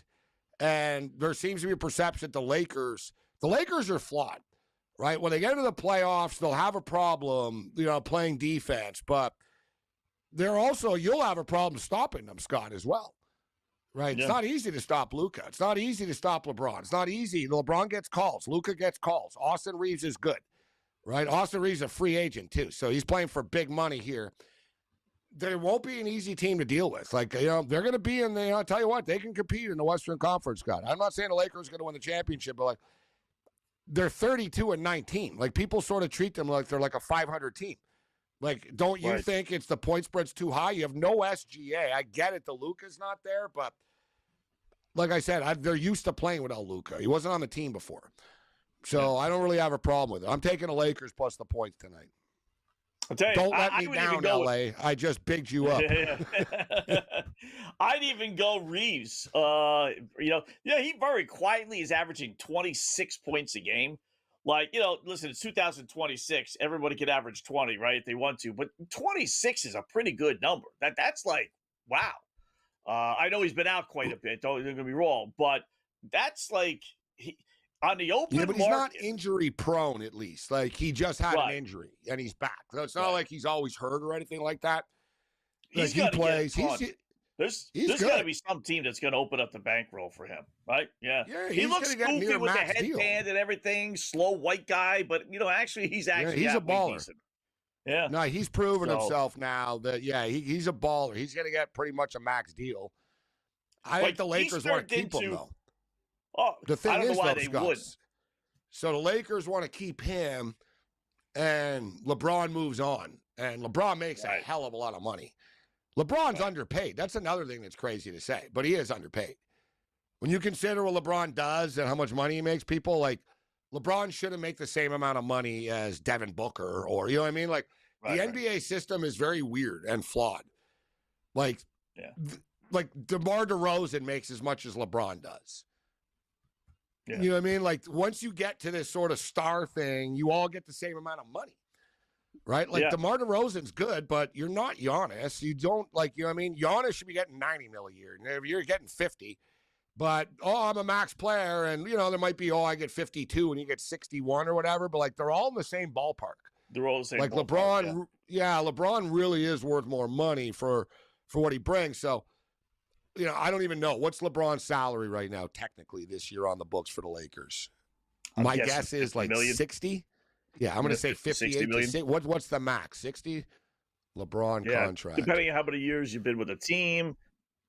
52 million, we've been told. All right. Well, that doesn't make him. I bet he's not top one. He's not in the top. I don't think. 52 million in his. Imagine that. He's in his 23rd year. He's making 52.6 million. He's making a lot of money. 2-year, $104 million deal. So that was the thing. He's set to become a free agent at the end of this year.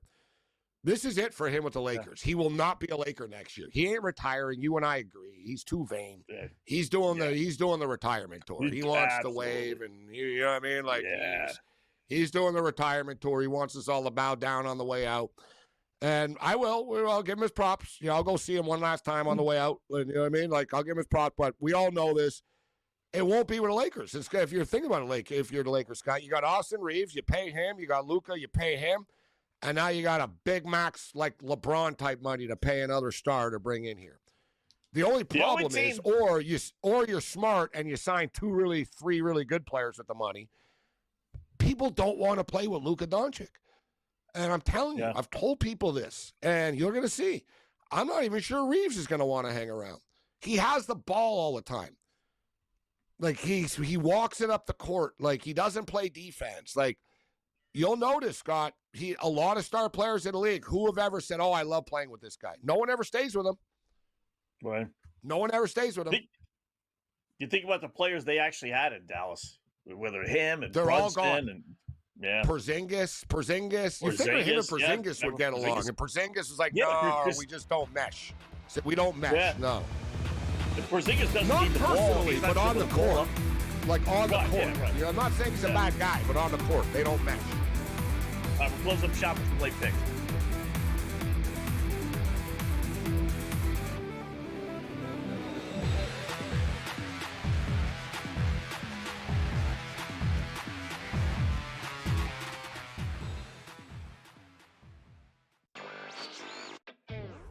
He completed a pool bank shot at just 2 years and 302 days. His achievements make him one of the youngest double record holders ever. So let me summarize this for you without reading. He's 2 years old, and he's really good at pool. I mean, that is crazy. 2 years old! How is he doing this?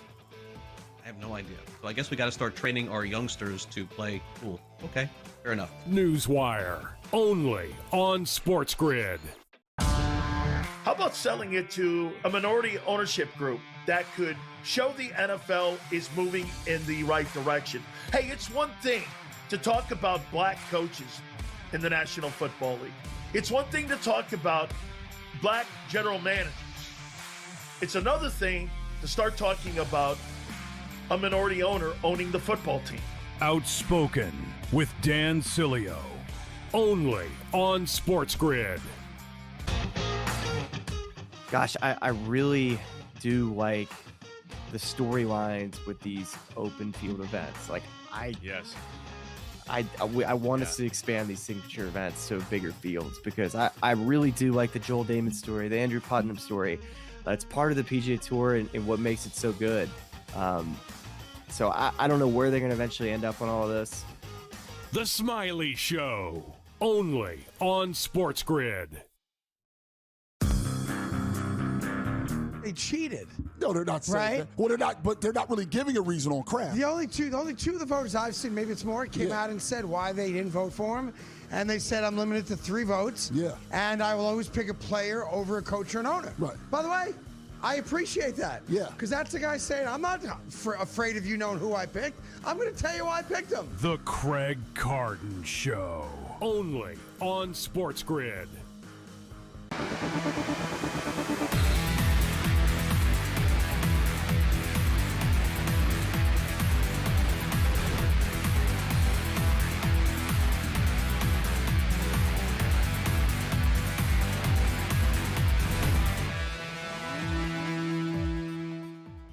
All right, welcome back in Game Live, Game Day on the Grid. Fast 2 hours in the books. Time for some late night picks and some final thoughts on the Super Bowl and everything else that's going on. And we got the first of our Olympic show. I say Gabe coming on in about a half hour. Take a little reprieve and get you set for a full night of action with the Olympics. That should be a lot of fun. So we got one late basketball, well, in college basketball, one late college basketball game. I do actually like it. We had it in our late night rundown game.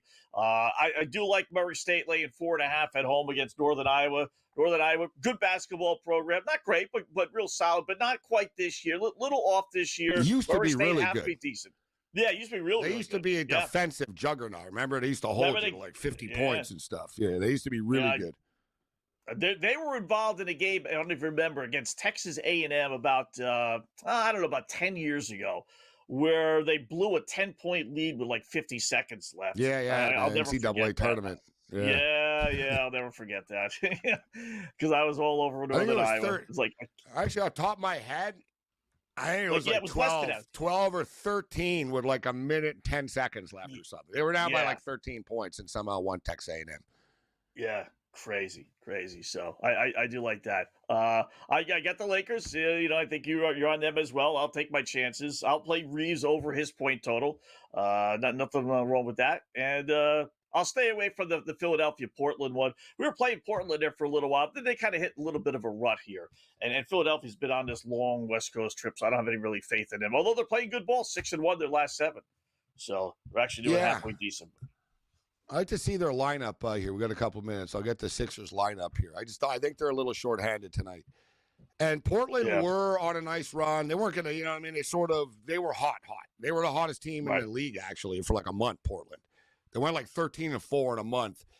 Avila doesn't play enough, Scott. He's another one. Yeah. Avila is really, really, really, really good, right? But he doesn't play. He's playing. He's not playing. He is playing. Like, by Portland standards, they're pretty stacked tonight. You and I have talked about it earlier. Remember we said, man, I said Portland has a new lineup every night, but it doesn't seem to affect them, right? Yeah. But it finally catches up to you. Like, you need your players. Right, so they've got their players tonight. There's a reason why they're favorites tonight on their home court, and I'm seeing all kinds of angles pop up now. The fight here was Isaiah Stewart running on the court and stuff. Little chaos in Charlotte, but Charlotte's streak comes to an end. But yeah, I'm with you. I'm going to play the Lakers, and I'm going to play our boy LeBron James. Scott, 21.5 points with no Luka. Come on, how does he not get that? Yeah, at home too, right? At home, big game. He's got to get pumped up for a little bit to face the defending champs. So we've had these LeBron spots before, his birthday and everything else, where he didn't really come through. But I agree with you. I think he does come through tonight. So Arizona 5. Yeah. We're just getting there now at the half. Yeah, 45-40. So quite a lot of points. 85 points in the first. Yeah. I was worried about Indiana going on that run, and they have. Look, they're up by 14 now. 50-36. Trey Murphy's got 21. I need just 2 more points. They're up by like 30, but it is the Pelicans, so maybe they leave their guys on the court a little longer, which I'm kind of hoping for here. But yeah, we're going to look to end strong here with the Lakers plus the points, LeBron over 21.5, and the Portland Trailblazers on the money line. Yeah. Got Bradley down 3, final seconds, getting a 1.5, 15 seconds left against Belmont. That's been gone back and forth. Yeah, our Charleston play's not looking good. They're down to 14 now with 3.5 minutes left, so I'm surprised. They're just not scoring. They're screwing our total over, too, because I remember I talked about Wilmington getting to 70 all the time. Well, they did. They're at 69 with 3 minutes left. Charleston stuck at 55 tonight. Very poor offensive performance for Charleston this evening. Yeah, at home, too. How about your boys, Chicago State, your buddy there? They won again tonight. They've won 2 in a row and 3 of their last 4. We're talking about a team that's got 5 wins. Covering machine, Chicago State. How about that? Anything can happen in college basketball. So you got a show coming up in a half-hour Olympic show. What do you got planned for us tonight? Yeah, that's right. So basically, it's a quick show. So basically, half-hour format is basically 3 segments. We'll open up the show with sort of a daily recap of the stories of the day. Medal count, updated odds of the medal count, gold medal, and overall medal count. And then sort of feature some of the events that are coming up in the overnight hours. And then wrap it up with some best bets And don't forget, USA and Canada, women's hockey, the big showdown tomorrow. It's not an elimination game, but it's always important when they play. 2 o'clock Eastern, Scott, USA, Canada. Cool. I look forward to it. I do. Gabe and I will be back tomorrow night as well, but stay tuned. Gabe comes We'll back see you in at a half 10:30. hour. We'll flip the show. Yep, 10:30 Eastern time, in a half hour.